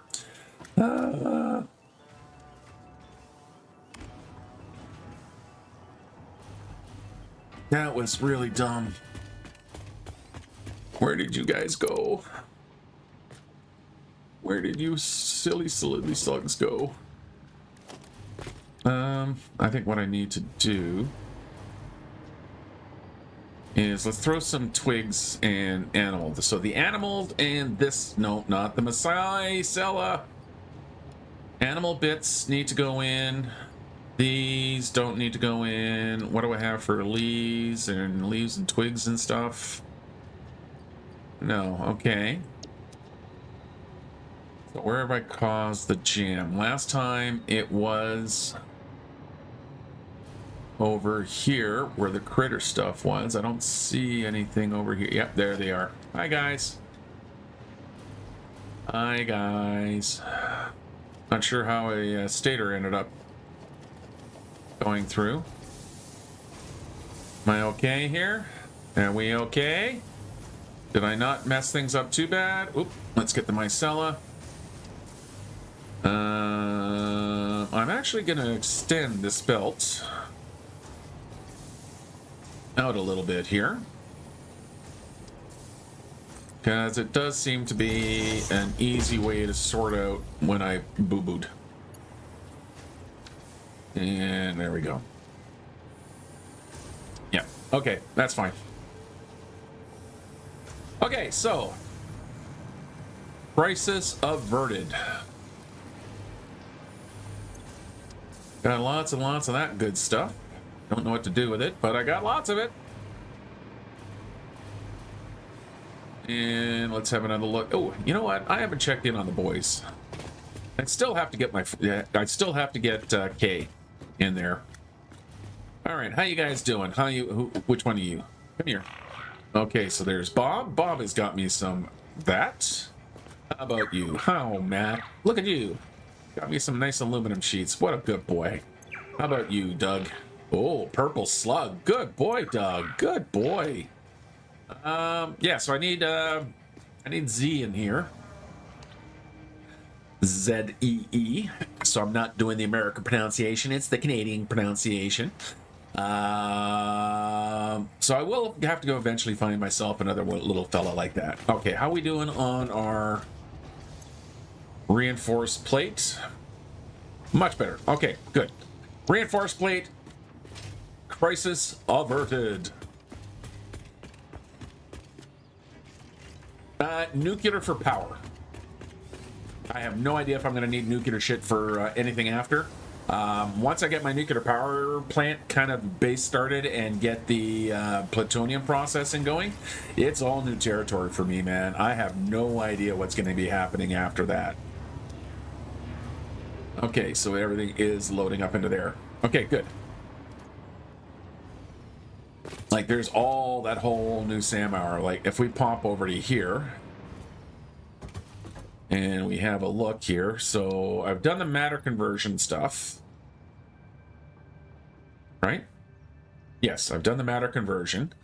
Quantum encoding. No idea why. Beyond the fact that I need some of that. Spatial energy regulation. I think that's your, yeah, that's your fast transport, but what's it? Like, none of it, I don't know any of what any of this stuff is, man. Like, what's Fixonium, for God's sakes? Uses and produces this material is strictly prohibited on Earth, that is. There are no rules of space, only efficiency. Yeah, I have no idea what I'm doing with this shit. It'd be nice to get these open, but how do can I make? What are these little freaking things? So I can do these fixite trigons. What the hell is a fixite trigon? Let's have a look at that. Let's just take a quick moment here. Let's go into here. Let's look for trigon. Made from fixite ingots, it's perfectly shaped for all construction challenges. Its performance is so exceptional it basically solves structural engineering. That's fixite ingots, which is easy.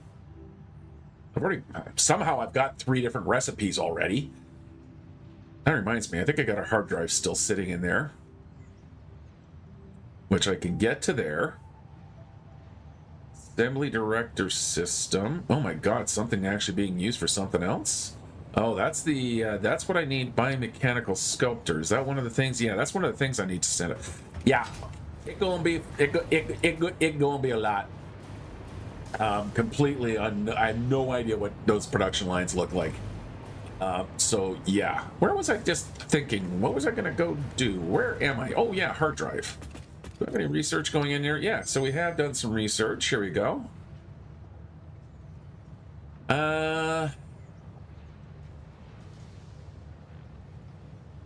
Alternate quartz purification. Yeah, I don't like ones that involve liquids. I could go with a different turbo motor, but what are you using? The comparison in the recipes.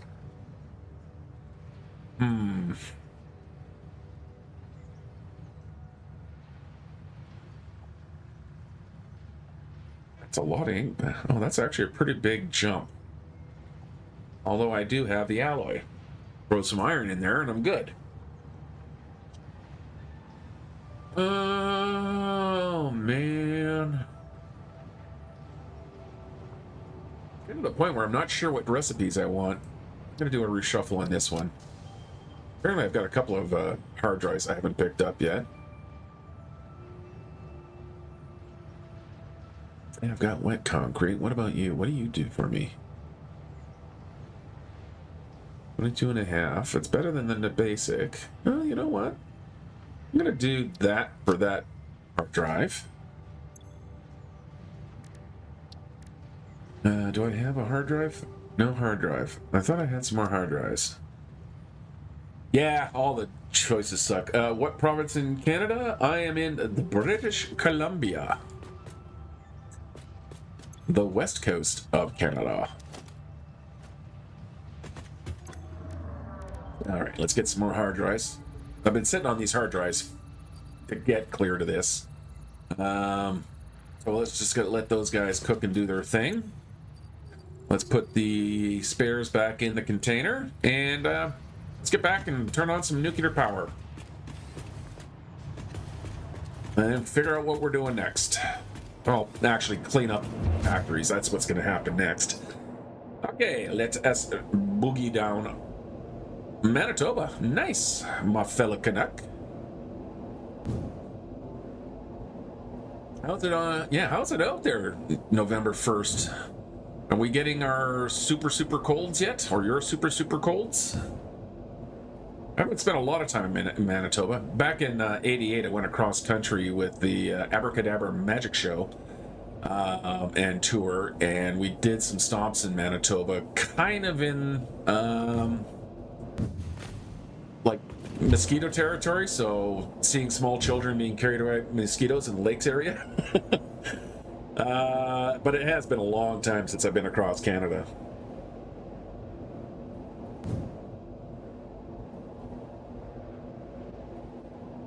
So specifically, I'm in along the southern border, in the Okanagan.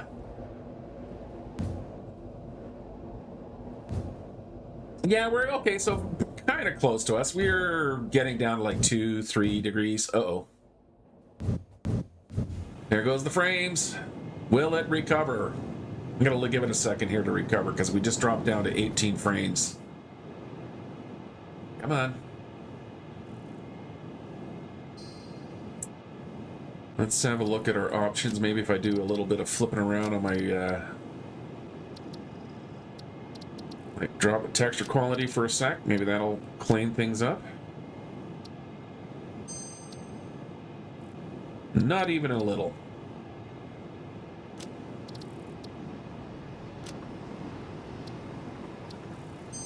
Let's turn off our shadows, maybe.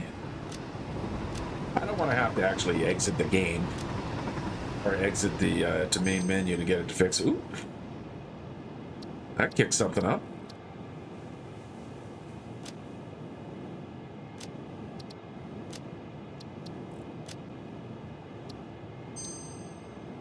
As soon as I bring that back down.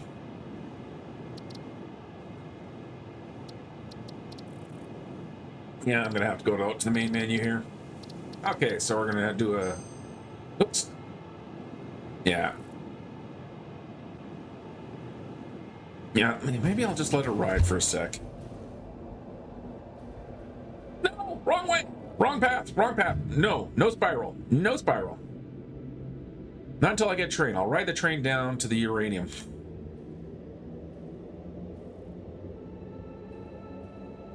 Because I still have to get that hooked up. The only reason because I needed the reinforced iron plates to finish hooking up the nuclear power plants. Oh, please fix. I don't want to have to do the whole switching out. I had to turn my settings to potato graphics. I can't handle the build. Normally it can. It has to do... What I think is happening is that I'm not giving it a proper chance to bumper the new region that I'm getting into. Like you can see, it's starting to kick up here again, right? Is the area I'm coming in, because I'm using, I'm kind of hacking my hypertubes. Now this is all just supposition. This is all pure guesswork. But used to have a little bit of a more potato computer back in the 0.8, like when we were still in version 0.8. And I used to use hypertube cannons to get around. So if I wanted to go from here to where I was, my main base in the Western Forest there, I'd literally launch myself through the air like a giant, potato gun. Because potatoes are awesome. And I always noticed that it would start chugging because it's trying to load things in without having the warning. And I think I'm getting a similar thing here, is that when I'm coming along the hypertubes accelerating, coming into these new regions here, it's loading it not efficiently, because this machine I have now, it's a pretty skooka machine, RTX 4060, super fast processor, lots of RAM, lots of video RAM, normally just butter smooth 60 frames per second, which is like the max. It's the max I'll ever use anyway. I'll never go beyond 60. It's just every once in a while it starts chugging down. And I think it has to do with how it's processing the terrain loading in. Because it's only really when I'm using the hypertube network that I've noticed that I have the most problem. Because right now you can see I'm working at like 16 frames per second I'm gonna get up to my little vantage point because I like being up on the ground, high up in the air. And I'm gonna do the main menu thing. So what we're gonna do is we're gonna save the game. So it's episode 44 of this location. The missing episodes, the first 15 episodes, were in the desert there, and that whole save got corrupted and lost, and it was very sad. Yeah, loading issues, and it won't fix itself. Every once in a while, it has fixed itself, but not often. So I'm going to kick myself out into here. We'll go back into the game, and it should straighten itself out. I hope.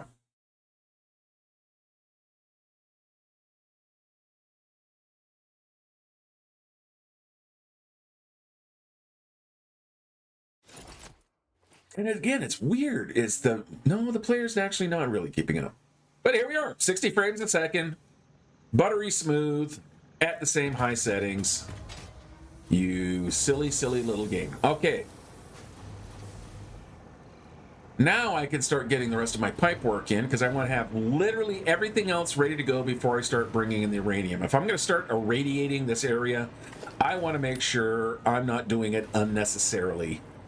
Because, consumable filters, right? And you never know, I might turn in one of the Mr. Beans into a giant Godzilla fighting monster. It doesn't happen, but... Oh, do we? Oh, well, that's interesting. Yeah, right. Make sure that it actually has buffered it all in.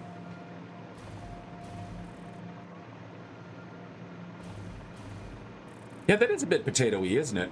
Not that I'm trying to, be insulting or anything, but oof. I remember those days. I still have that machine. I actually have my last 3 gaming machines still in operation. My older one, which is what did it have? A 720 NVIDIA.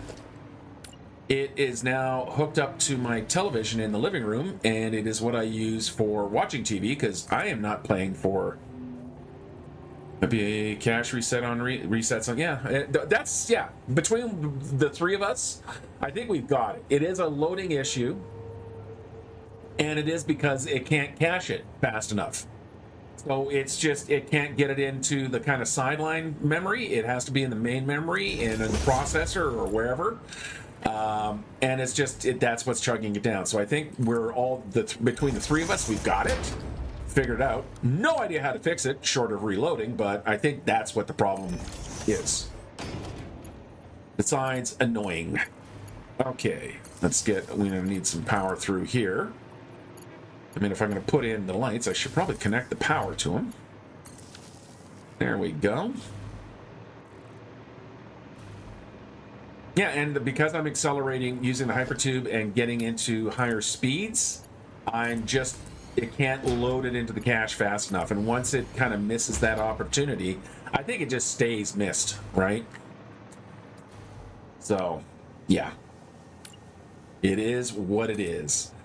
Fortunately, it doesn't take long to load the game in because, SSDs. I am rock. It's an engine limitation. Nothing you can do. Yeah. Yep, that makes perfect sense. It is what it is. Yeah, but fortunately, it loads in. My game's saved on an SSD. So, you saw how fast it got me back into the game. Okay, so let's finish putting that in there. Straight. There we go. And get you into there. And let's run you over to there. So we drop down. I don't like that. Do you have multiple builds around the map or just a single huge factory? Oh, I'm spread out like a disease, man. I don't like mega factories. It's not my style. I like build only what you need type factories. So I've got this little nuclear plant here. I've got power plant over here. I've got elevator stuff being built in here. I've got elevator stuff being built in here. This is where my main factory is. This is the initial power and rubber. So I'm a little bit all over the place. Once I get the power hooked up, what I'll do is I'll take a little ride around the network here, so you can see what it is that I've got going on. And let's get this in, and then I'm going to put in a MAM over into the little utility area over there. Hopefully these aren't too close together. Nope, we're good. And now I need a pipe splitter right there. That's already going in, that's going in, and that's going in. Okay, these need to have power connections at some point. Oh yeah, now I remember why I needed the reinforced plates, is to put in my floor sections. I'm down for a tour. Yeah, let's do that. Let's get this set up, and then for anyone who hasn't seen the kind of full factory spread, we'll have a little look around and where we're caught up, because like I say, once I get the uranium up and go back up, you bugger. Once I got the uranium flowing and stuff, then I have to get the plutonium, and I'm going to need to do a lot more planning for the plutonium. Okay, let's get this into place. There we go. Just so we have... Oh, I hate... Hit the tilt key. There we go. Okay. Let's put another one right here. There we go. Okay.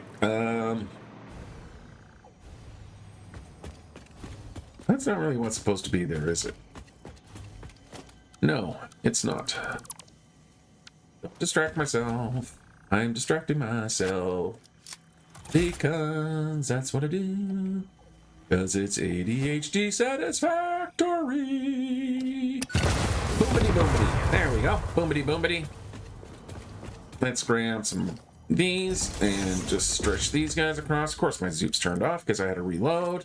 So we're going to do that. They're going to get a power line running in behind here, and I'm going to fall to my doom. Oh, picked up some juice from the air. Stretch these guys out to there. These guys can go this way. And I'm falling. Let's do one of these. No, we're not. We are gonna do one of these, one of these, one of those, one of these. I don't know what voice to settle it on. It's all over the place. What's happening? Do you use circles for your builds? Not really. I've done it in the past. The problem is that nothing that you put inside the building is circular. Everything's kind of based around, and one of the things that at least I've kind of got my brain locked into is that minimal amount of wasted space. Like, what normally people would say is not a waste of space, but as just, look, I got extra space to do whatever I want. I always build things incredibly tight to each other. So there is no kind of extra space, and circular builds tend to leave that because, you know, everything's rectangular or square, and then I'm going into a circular build. So not often. I also prefer, you know, I'll do things like angled things like this. You know, this took me having to force my brain to accept that I'm going to do that. Otherwise, I tend to stick more like with brutalist designs. I just like the brutalist architecture types. You know, big concrete pillboxes and stuff like that. So yeah, and I really appreciate the guys who do the circle stuff. Yeah, compact. It's clean, right? And I don't build mega structures. I build just enough. Like if I need 5 steel plates, I'm going to build a system that's going to deliver you 5 steel plates. So yeah. And I find Brutalist just has a much cleaner vibe, and I think that might have to do, of course, with my German heritage, because that very much speaks to that kind of German efficiency, engineering efficiency kind of thing. It's like my father. He was a mechanic for all of his life. But, you know, he was a German, obviously. And he said it once, really kind of interesting description, talking about how different kind of nationalities and countries, so to speak, make cars. If you got two pieces of metal and you want to join them together,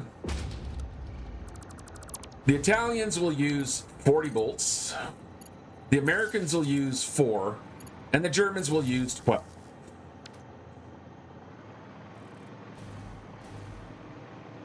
So there's a certain amount of elegance in German engineering, but it is still just the right amount. It is the efficiency. 12 bolts, if you've got like a plate that you're holding together, will give you the best distribution.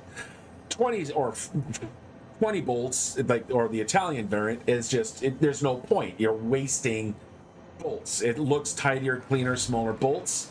And the American, of course, is just brute force the damn thing. No offense to my American viewers. But let's, you know, American psyche is very much a brute force. Throw more at it. More is better. Look at your army, for God's sakes. It's 10 times the size of the next 5 countries put together. So it's just different philosophies in their kind of mindsets. And I kind of fall from that German one, which is just highly efficient. Okay, what are you waiting for? You're waiting for to get rid of that stuff.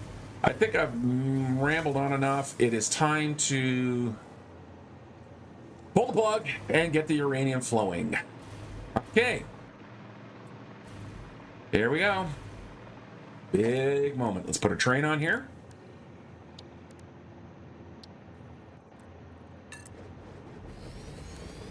Let's get a freight car on there.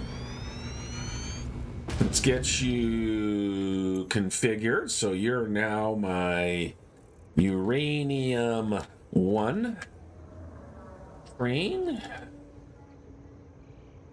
No, hauler. That's what I use. HLR. Their army might be huge, but it will take them 3 years to get. Yeah. We'll be nice to the American military. It's a training issue. Anyway, let's move on from this topic before it gets real uncomfortable. All right, so we're going to enter our timetable here. I want all my uranium stuff. So we're going to go to the Cavern Uranium Depot. We're going to go to the nuclear receiving.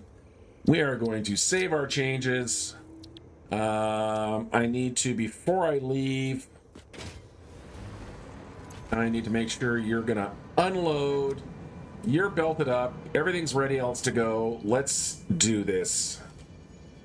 Let's get back in the train. Yeah. Yeah. And don't forget about the lacrosse, whatever you call them. Great for if, you know, you got some grenades and stuff coming at you. You catch one of those in your lacrosse stick and you throw it right back. And we have the ultimate 2 biological weapons. Canadian geese and moose. Those are our super predators in this country.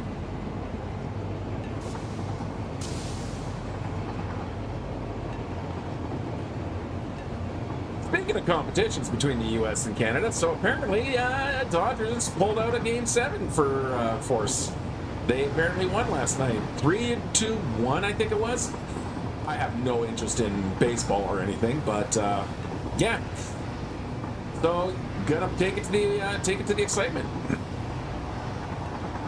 I'm still not gonna watch it, but you know, I'm gonna take a certain amount of pride in yay, go Canada!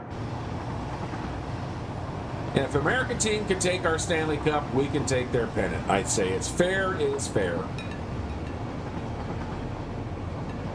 All right, down the spiral we go.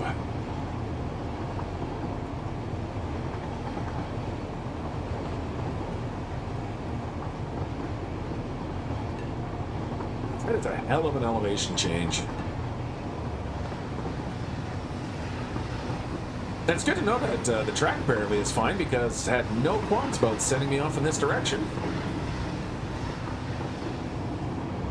And yeah, even though it's a steep hill and I am losing quite a bit of speed going up it, it is an empty car, at least for now. It is going to be full when we get there, but...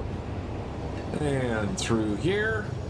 Okay, let's hit the turn off self-driving. There we go. I'm going to back it out of the station for a sec, because I want to run in, turn on the miner,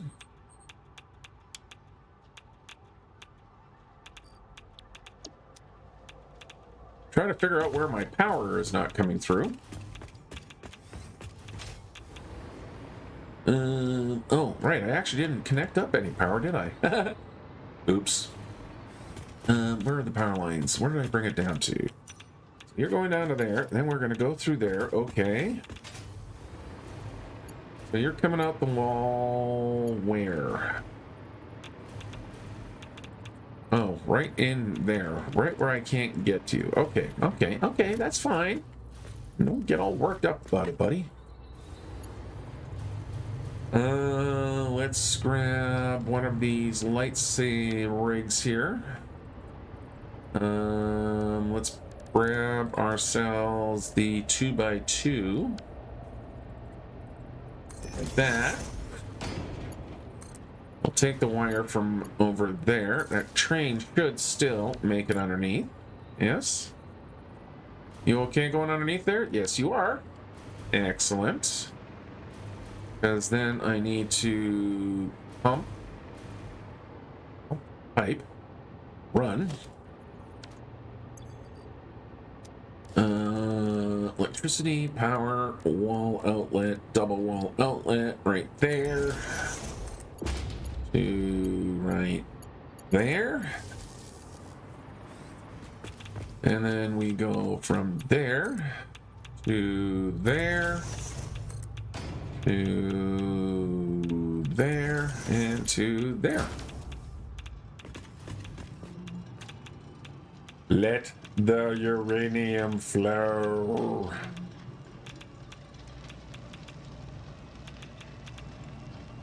So have you had any snow yet, Velas? I don't know how early you guys in the prairies get your snow. You're kind of down the right temperature for it now.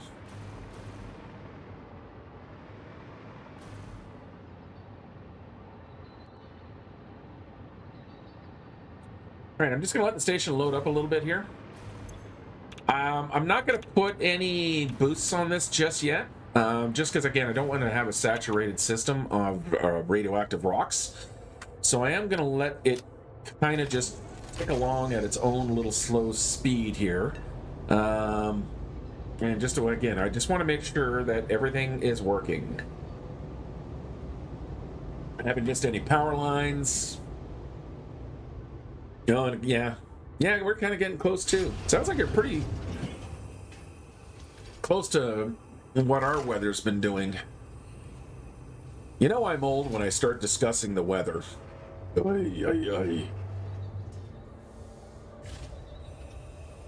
And down we go. And away we go. Come on, work. There's always this moment now when you set up, spend like, what, I've spent the last 6 hours, 9 hours setting up this nuclear power plant.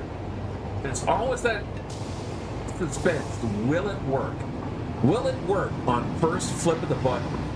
Or is it going to require like another hour, 2 hours, 3 hours of debugging? There's always that little fun moment in there. You'll notice we're still pulling in the solid 60. It had to buffer a little bit, but we're still good on our frame rate. Frame rate could be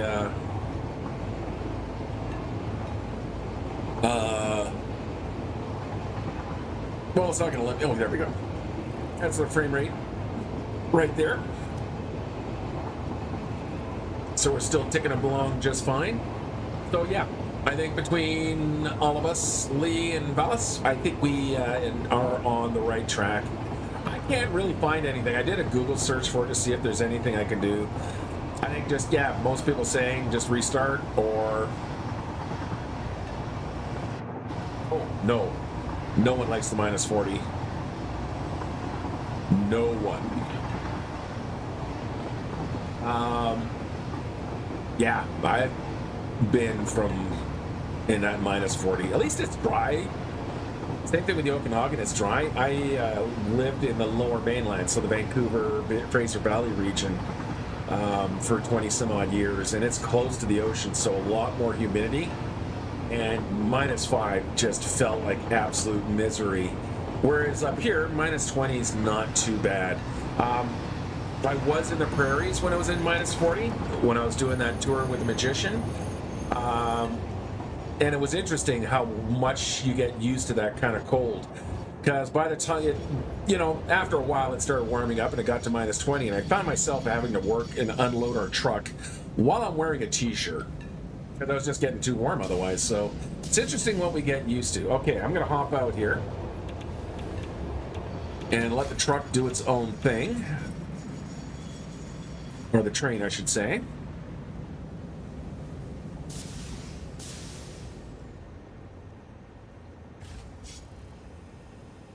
Now, does all that setup up there work? Yeah, it is a tested blueprints. I have used it before. But of course, when you're ever hooking things up and stuff like that, as long as I didn't forget something in the blueprint, which I just, corrected for, or just make sure I got everything connected. Ignore the little red stick down there. That truck's not being used for anything. Okay, so uranium, off you go.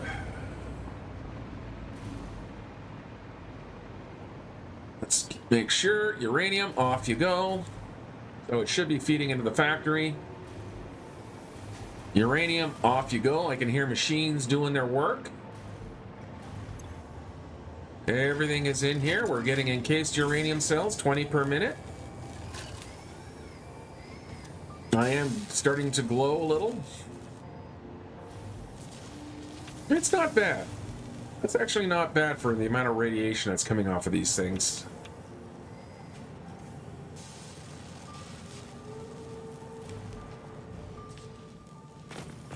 And encased uranium cells. Let's follow that line to make sure they are going to get made. Yep. Oh. There they go. There it comes. There they come. I think that's our first batch.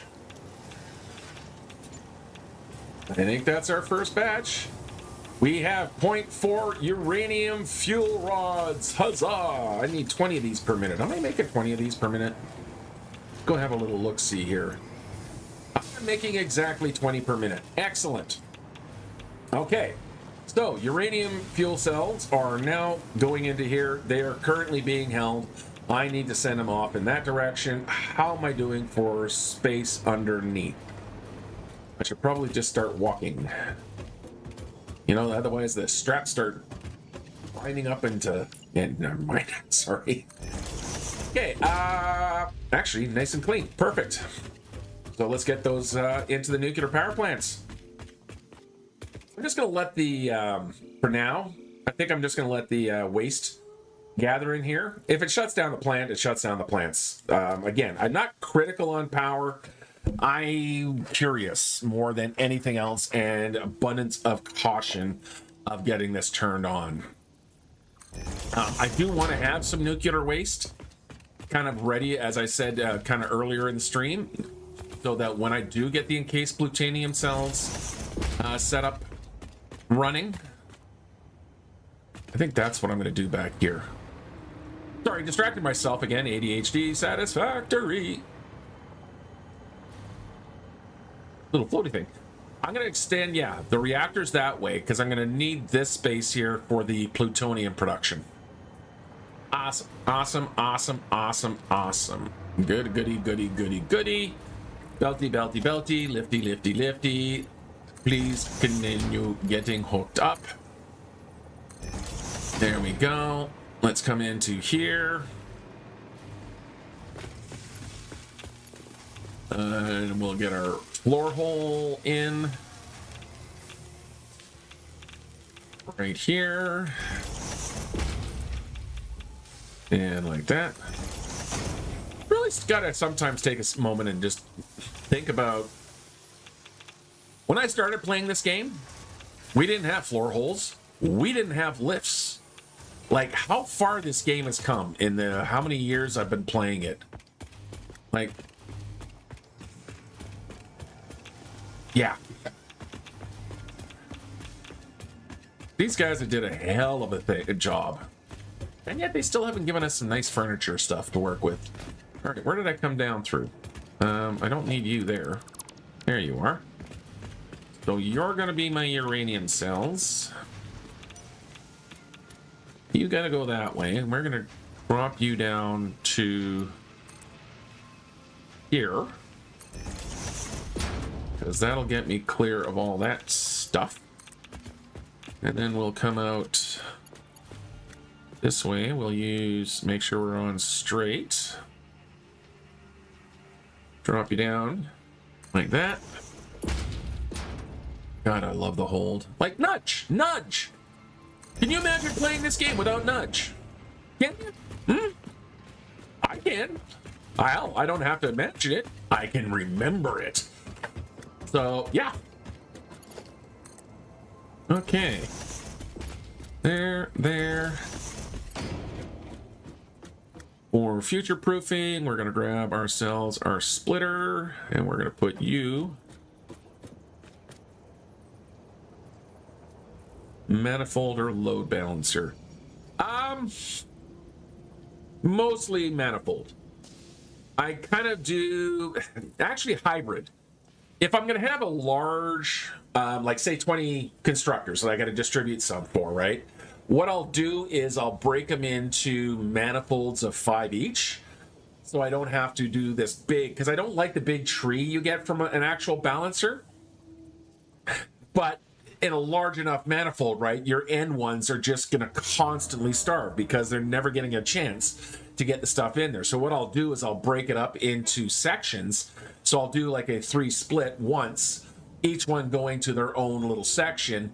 And that way it kind of keeps things nice and tight. Because remember, I like to keep things nice and tight. I don't give myself a lot of room to run a balancer. And quite frankly, the math makes my head hurt. That's the other reason. How many do I do? And then the one, help me, Obi-Wan. You're my only hope. Yeah, it just doesn't go well for me. So yeah, I do a hybridized system for the most part. Most of the stuff I've got going on around here is just straight manifold because it's all one-offs, right? Like, you know, I'm not doing 50 billion machines. It's like I got one for concrete because they're all self-contained, and that's really what I do.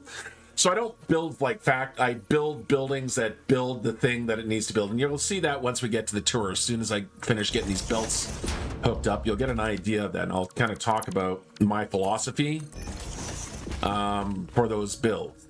All right, let's finish getting this. Yeah, sure. Let's get that. Okay. Look it. We got one. One. Why have I only got one? Why? Only one.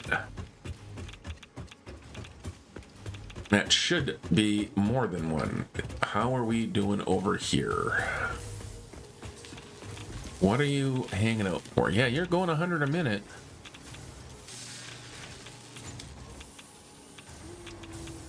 %. Yeah, no, everything's cool. Ideas breed ideas, yeah. That is correct. Nicely stated. I almost feel like I want to put you up just a little bit because you're hanging in there pretty good. I'm going to throw one power crystal. And I'm going to increase my production here to 21.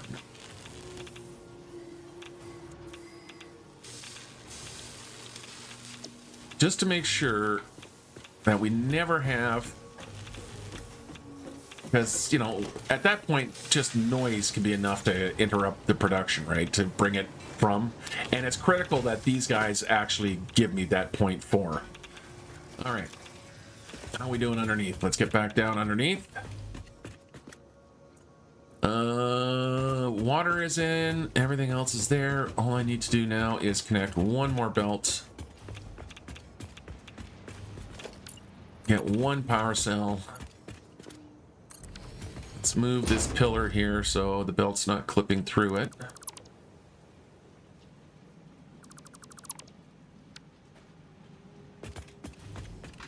Oh, there goes the other power cell. Good. And that one went to there. All right, guys, let's go have a look. Because everything is working. Everything is doing exactly what it's supposed to be doing. I got green. I got green. I got juice. And with that, we are now up to 32. I already have uranium waste to work with. But I think I'm good here. Yeah. All right, test complete. System works. Now I just have to do it 5 more times. And increase the amount of stuff coming in. 5 more times? No. 4 more times. What does the animations look like in there now? Almost looks a little different, doesn't it? Been a while since I looked inside a nuclear reactor like this. Ooh, that is pretty. God, the animations are sweet.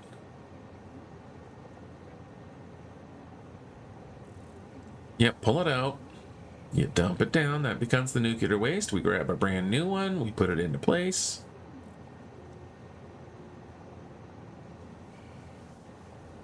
Nice. Nice, nice, nice, nice, nice. Nice, nice, nice, nice, nice.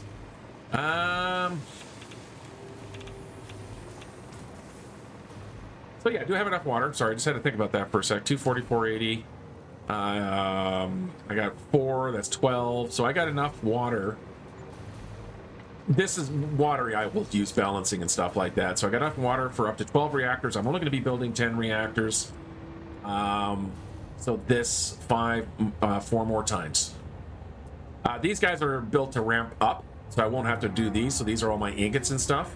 If I need more iron ingots, what I can do is just stack another one right on top here, because that's the way I built it.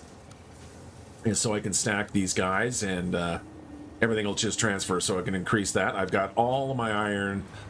Yeah, okay. Mild sense of accomplishment today. Woohoo! Thank you. I kind of wish this is where round does come in. I, should think maybe more about making round platform here, but I can go back and fix that up anytime, right? Basically, all I need to do is kind of do polygonal type modeling. I figure 16 sides should give me a relatively round, but I'll think about that at a later date because I like to actually make that look like a old school rail water tower. But for now, let's just finish getting this stuff all hooked up. We'll get those lights on the inside. Let's make sure we're right up there. There we go. Let's clean this guy up. And again, we want to make sure we're using the blueprinty. There we go. And let's come back a little bit and run 2, 3. We'll get that wall into place. And there we go. All right, let's take a wander around the property, so to speak. So we're going to start off by going off to the left there. And we're going to use our hypertube network here. So away we go. Yeah, I'm going to actually, you know what? Yeah, I'm going to turn that, do some rounding off on that at some point in time. When? I don't know. There's lots of work still to do. But let's head this way. Ooh, I got a power line I got to fix there. I don't like it when... Yeah, there, it's clipping through. Ooh, he's catching up. So I'm just a little bit faster in the hypertube network without all the weird docking and... So I usually used to use a train for kind of getting around the world and, hauling supply, right? So I'd have a train with like 9 cars that I would just fill up with all the bits and pieces, and that's what I would use to go to construction sites. Hey, look at that. He's coming up here. Of course, now when you have the dimensional depot, I don't need to do that anymore, so that's why I kind of really wanted to get that hypertube network. All right, so this is where we're grabbing our sulfur and our 4 waters. I need to make sure that that train is running. So let's go into our train station here, or timetable. West Coast Water Depot. Make sure you are on. Yep, you are doing your thing. Where are you? You're sitting right there for some reason. Why? What are you doing over there? Let's put a new name on here. We're going to call this Inuk Water Hauler. Like that. Okay, he's on the move. Good. All right, just making sure he's on the move. Oh, use a rain track for the circle, then use pillars under the track. They snap to the track and just slide them to...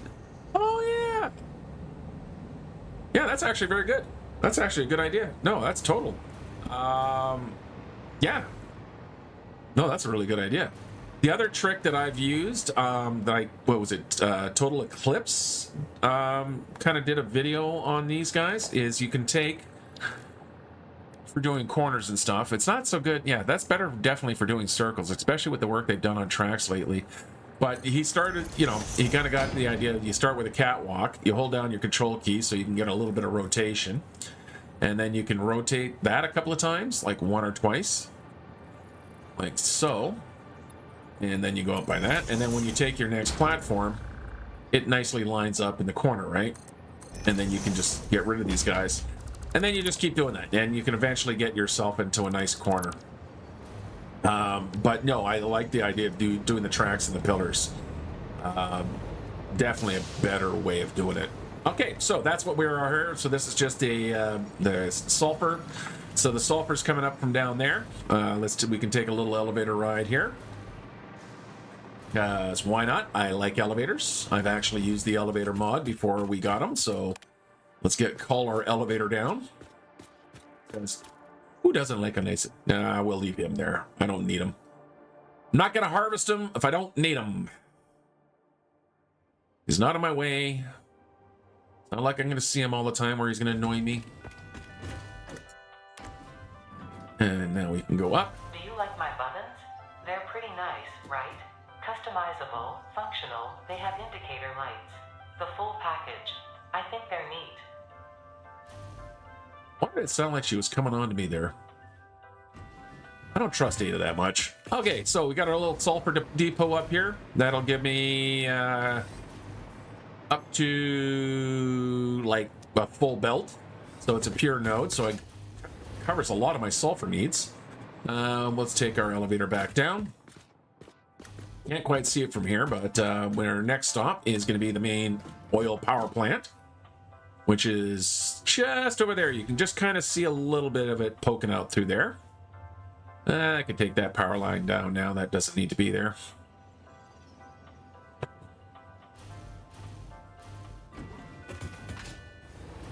That actually is a really good idea. That's awesome. Thank you very much for that. That's going to make making that water tower look a lot more kind of nice. A little bit more traditional and balanced, because the bottom part that I built, like the structure that the tanks are sitting on, is very beefy, and then I've got, even though they're the big tanks, they just feel tiny and insignificant up there. So no, I think, yeah, I'm gonna do that. I'm gonna circlize that tower, get some nice walls and stuff up there, decorate it up. All right, as we're coming along here, you can see we're now approaching the west oil coast. Random little stop here. That goes off to... What does that go off to? Where does this go? I don't remember. Was for something I needed.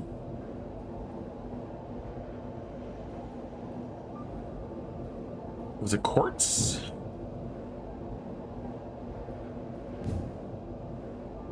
I really don't remember what I've got up here. I could look at my map. Oh no, that's where we're getting our nitrogen gas. Yep, this is our nitrogen gas depot here. So as we fly up here,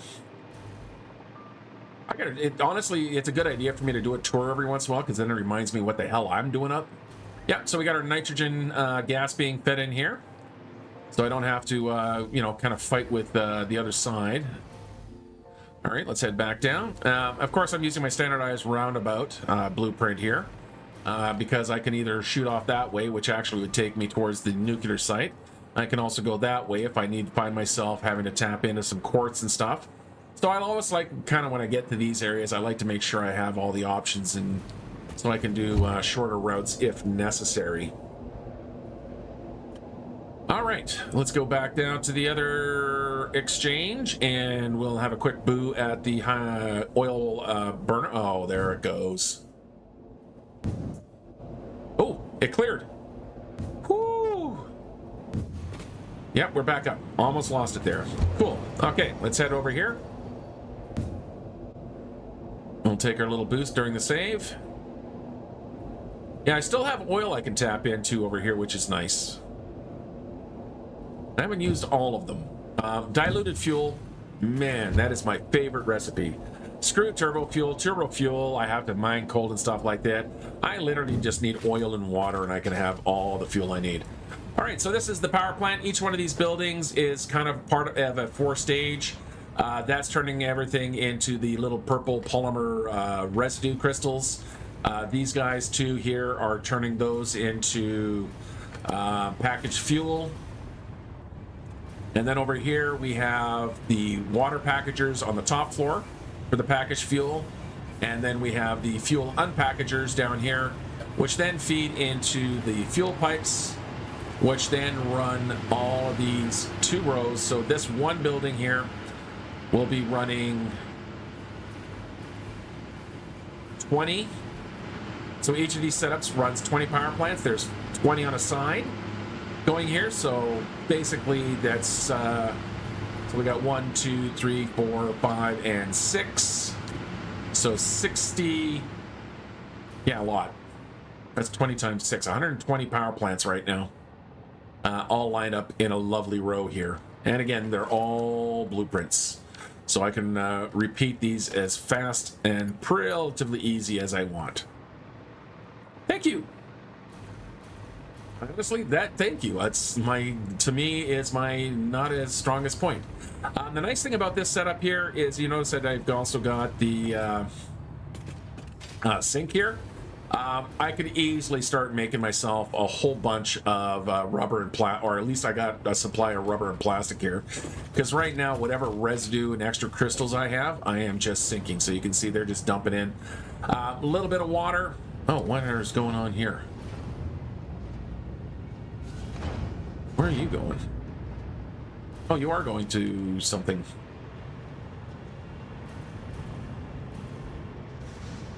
Oh yeah, so I am making some rubber underneath here. That's right, that's right. So I do have a little bit of, I'm making plastic down here. So this is making plastic that is going into for just a container here. So I have empty containers. Because I have to kind of prime, it's a self-contained system, the fuel systems. So between the packaged fuel, the packaged water, and the unpackagers, the same package just gets used over and over and over and over. But I have to feed about 5, 6, 7, 800 packages to kind of get the system self-supporting. All right, moving on now to the stage phase 4 space elevator. Use the yeah, that's what I'm doing. That's what that factory is. I've got a little break of the polymer resin going into that factory. It's just I only need a little bit, right? Because once the containers are in the power system, I don't need more, so I just got like a little standby there. Otherwise, yeah, I can, if I do need rubber and plastic, which I'm gonna need rubber and plastic for the next phase of the nuclear system, for the plutonium system.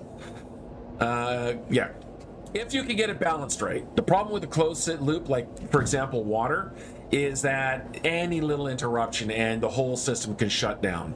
So you want to be very careful making sure that it can like you can put a buffer in there, and that the system can handle changes. It's not like exact, like it's got a little bit of wiggle room. All right, so these are the phase 4 buildings, and each one of these buildings is making one high tier item. So if we go up to this guy here and we check into the penthouse, we can see that these guys are making my radio control units. And then everything that's below here is to feed into the radio control units from the raw ore. So raw ore and raw materials come into the bottom floor. They get processed and then they get sent up to the next floor, which they get turned into the next step. So you can see you got the deuterium coming in here, the ingots coming up into the quick wire. You can see that we're making regular copper wire. Then it flows into the next tier of machines, which start making your kind of more high-end assembler part bits and pieces.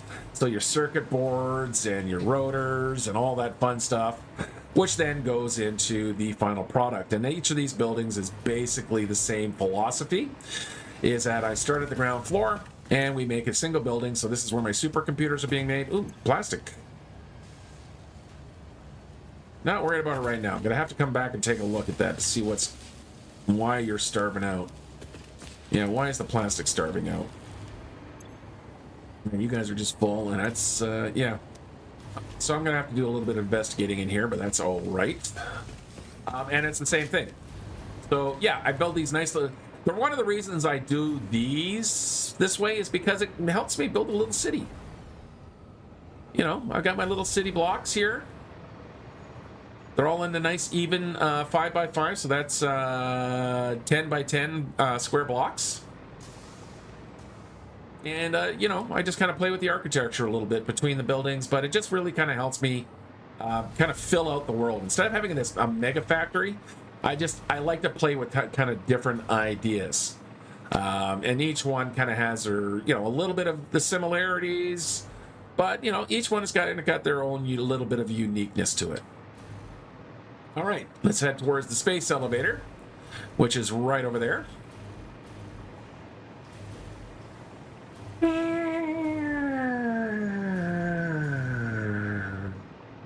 And down we go, and in we go.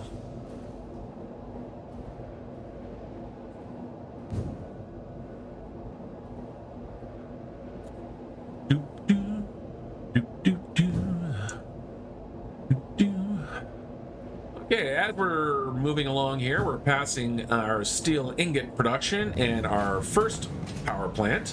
So our coal power plant is right up there. It's still online. I never get rid of a power plant. If it makes electricity, I'm going to keep it. Oh, look at that. Oh, look at that. Rock solid too. Yes, everything's working. So here, what I'm doing here is whatever coal I'm not currently burning for power. Pretty sure you guys, yeah, you're all green there, so you're all doing your thing. So these two coal nodes are feeding into there. I could actually probably now with I could put Mark 3s on this, free up even more coal. But I'm kind of limited actually not by coal, but by iron. So there's only a single pure iron node here because I'm using the combined, I'm making my steel ingots right here. So this is more or less now maxed up for steel ingot production. So I can just bring a train in, it can go off into various different locations. So that's what this little setup is here. Now we'll head up the hill.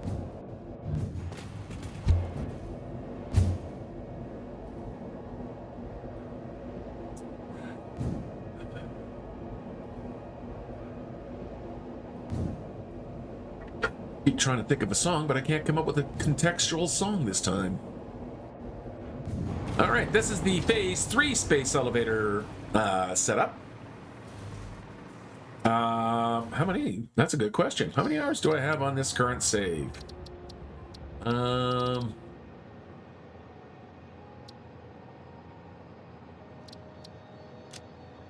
we go. 293 hours, 29 minutes, and 41 seconds. So just about 300 hours so far. Okay, so this is the Phase 3 Citadel for the space elevator. So this is where we're making our kind of not quite so we got our modular frames right here. What's going on over here? This will be our versatile frameworks, assembly director systems, magnetic field generators. Got a couple of those getting done. So all of that's being made here in the exact same manner. These are kind of like just final production, but not quite the same as the self-contained there. Here I am using, like, just making all the ingots. What was that? That is my modular engines. So you can see up here all of my copper, because we got the 2 pure copper nodes here. So all that's all ingots. So all the ingots get distributed.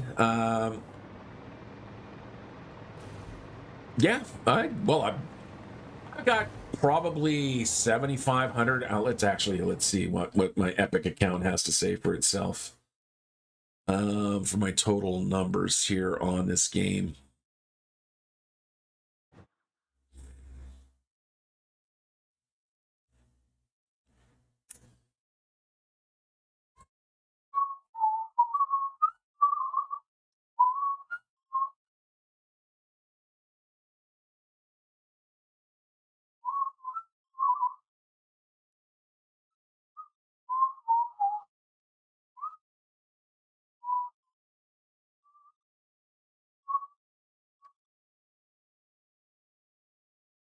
Hey, come on.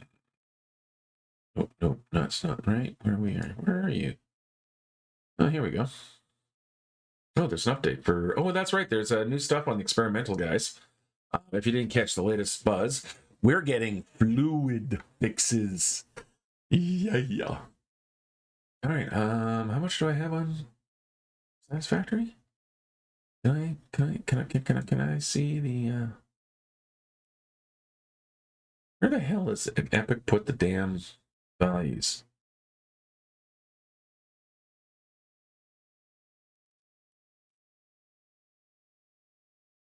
Oh, there we go. Maybe try that. Yeah, here we go. On okay, maybe not as much on the main Satisfactory. So this branch, I've currently got 3,500 hours, and then on the experimental branch, I've got about 1,400 hours. So yeah, okay, maybe just around 5,000 hours. I have no life. I'm bragging like that's a good thing. But yeah, so okay, that's this little citadel here. Let's head on back, and we'll take up that direction. We'll go have a look at the aluminum. Oh, through the hole. I gotta get signs and stuff up here.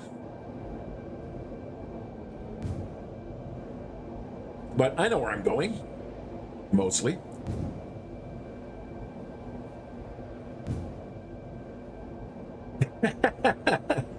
Well, I haven't got into... Here's the thing, is that I really haven't... The rocket fuel plant, as far as from what I recall, is a pretty hefty setup, isn't it?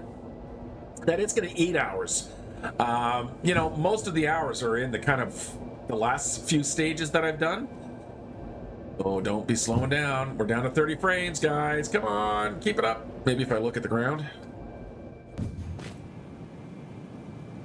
Look up. Scan around, buffer in, build the cache.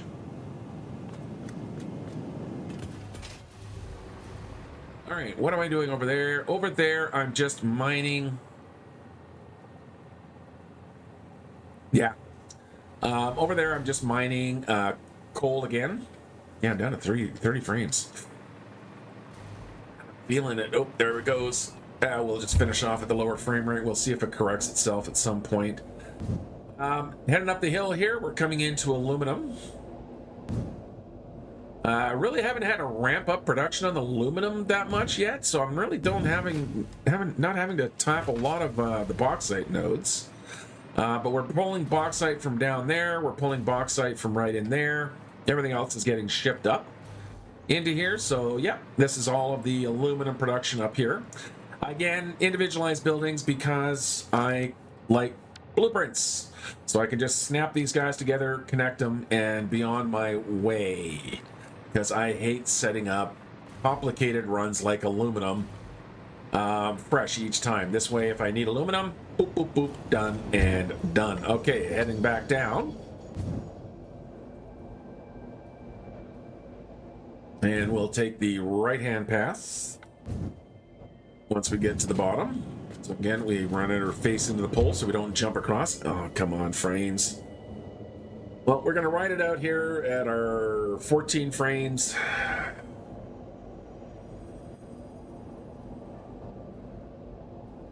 As we've once again overloaded the cache.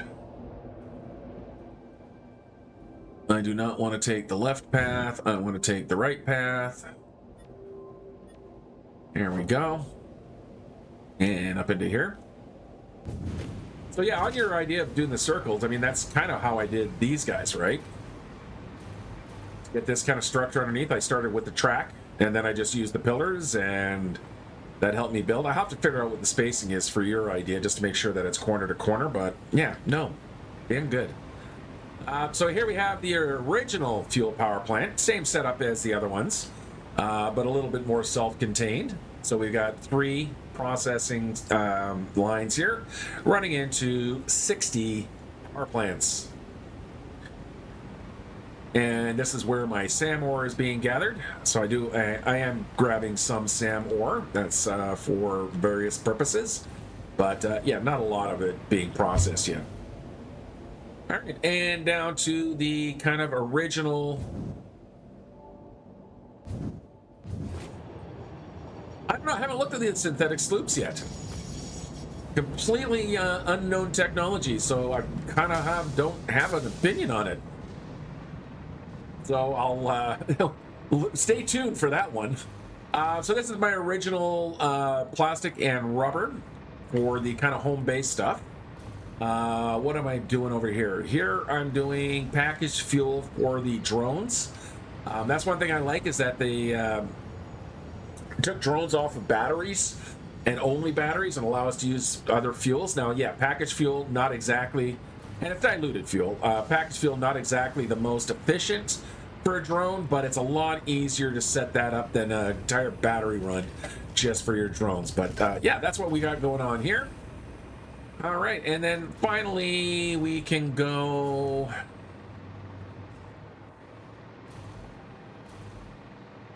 Nothing to create sloops, they're limited now. Okay. And let's see, we can go which way? Let's go this way.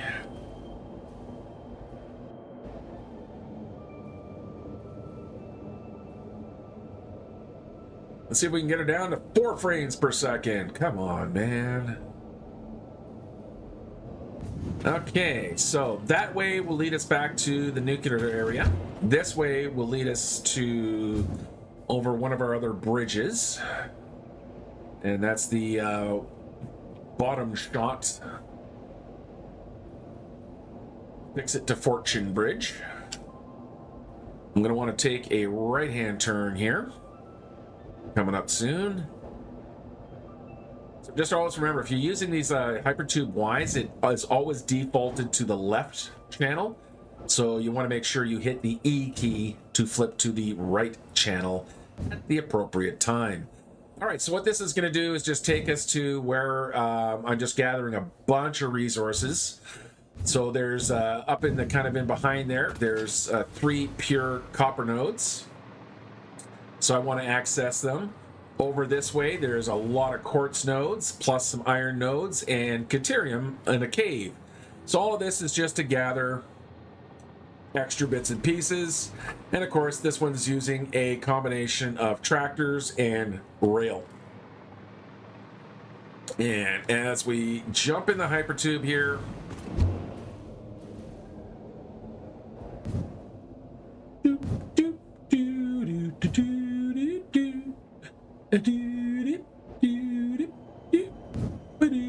nothing over in that area yet. I don't even know if I'm going to end up over there. We'll see what happens with the new... Oh, I missed my turn. Let's turn around. Turn Every now and then I got a little bit going on. I don't know what the words are. Turn around. Every now and then I got a little bit less of the knowledge of the words. Turn around. Bright eyes. Okay, with that left turn made, and we finally come back to home. So the first complex, this is where, you know, get all the basic stuff, computers and all your iron plates. So everything that currently gets fed into my dimensional depot setup. Come on, let's poor frame rate. Goes fed into the warehouse. So this is the warehouse where all of the kind of important stuff is being made or stored. So you can see as we run down here, we've got all of our goodies and bits and pieces. Yes, and that includes biofuel. I'm using biofuel for my jetpack when I have to use the jetpack. Not saving any of the special stuff, just stuff that I might need, like my supercomputers are needed for things, and the turbo motors are needed for things. But otherwise, the rest of the complex is to build the warehouse. And that's all of the stuff here. That's the electronics wing. So that's kind of, you know, like a warehouse mega factory type setup over here. Again, it's all based on blueprints. These are blueprints that I have. If I get close enough here, you can see that, you know, it's comprised of Lego pieces essentially. The floors inside and stuff like that are all, again, Lego pieces. But yeah, so that's all the circuit boards and high-speed connectors, AI limiters, computers is all in there. This is the iron kind of manufacturing and stuff going on over here. This is copper manufacturing, and then we have steel stuff going in the corner. And then, of course, we also have the armory. So this is where, you know, ammunition. So they only use a couple of types of ammunition. Mostly I use the homing ammunition and the cluster bombs, and of course I use explosive rebar for terrain clearing and stuff. But yeah, that gets built in there, and that is the world. And of course we got some trains and stuff over there. All right, let's get back up here and give ourselves a lovely little vantage point. Come on, down we go. And yeah, that is all I have today, guys. Feeling good. I actually got it turned on. It's working, which is really nice. Let's see if we can get a read of power. Now, of course, we're just going to get the map read. Thank you, Bellis. So yeah, what are we doing next week? Next week, we're going to get started into the plutonium. Because again, I am starting to build up nuclear waste here. Eventually the reactors will shut down, which is okay. I know that. I've got enough buffer in the kind of quiet machines. Like most of these machines are currently asleep because the containers are full. My dimensional depots are full. So, you know, I'm not using huge amounts of power at the moment. But I want to make sure that I have a buffer. I have some battery backups. That's, where are they? That's this little squat multi-story building right there. That is the battery system. However, you know, I don't like having to rely on it. It's nice to have it there, but I don't want to run out of power. If I'm not generating enough for it, that's me. That's a me thing. That's on me. So there we go. All right. Thank you guys for hanging out with me again today. I really, really do appreciate it. Like it makes it that much nicer to do these things because I can actually have a conversation as opposed to a monologue. Do I have a problem making a monologue? No, I love the sound of my voice. I'm a teacher. I instruct. I'm a college instructor, you know, so I talk for a living. So this is a pretty natural extension of just rambling on mindlessly, but it's nice when I can direct it to you guys. It's like having a classroom full of students who just sit on their hands, or a class, and I'm not saying I'm teaching you guys, but you know, that human interaction. But again, thanks guys, really, really appreciate it. Hope again to see you guys next week. You know, hey, if you kind of like what I'm doing here, maybe think about hitting the like button. If you're not subscribed, maybe And I know it's a huge ask. I know. And I know. By the way, you can, I have to do this. This is the whole YouTube spiel. Maybe if you want to support the channel, you can always hit the old join button. Gives you early access to the Quest for Peace series and gives you some special buttons. And then, of course, I will look for other things. You'll get a shout out if you're a member for at the end of every episode. And I'm going to take a suggestion that I had last week, which is building a subscriber wall. For every subscriber, I'm going to put a new wall panel in. And for the members, I'm going to put a billboard with their name on it. All right, that's the spiel gone and out of the way. Thank you guys for sitting down through that. Thank you again for watching. But that is it for me today. My friends, I want you to be safe out there. I want you to be good out there. And most importantly, though, I want you to have a great day. Until next time,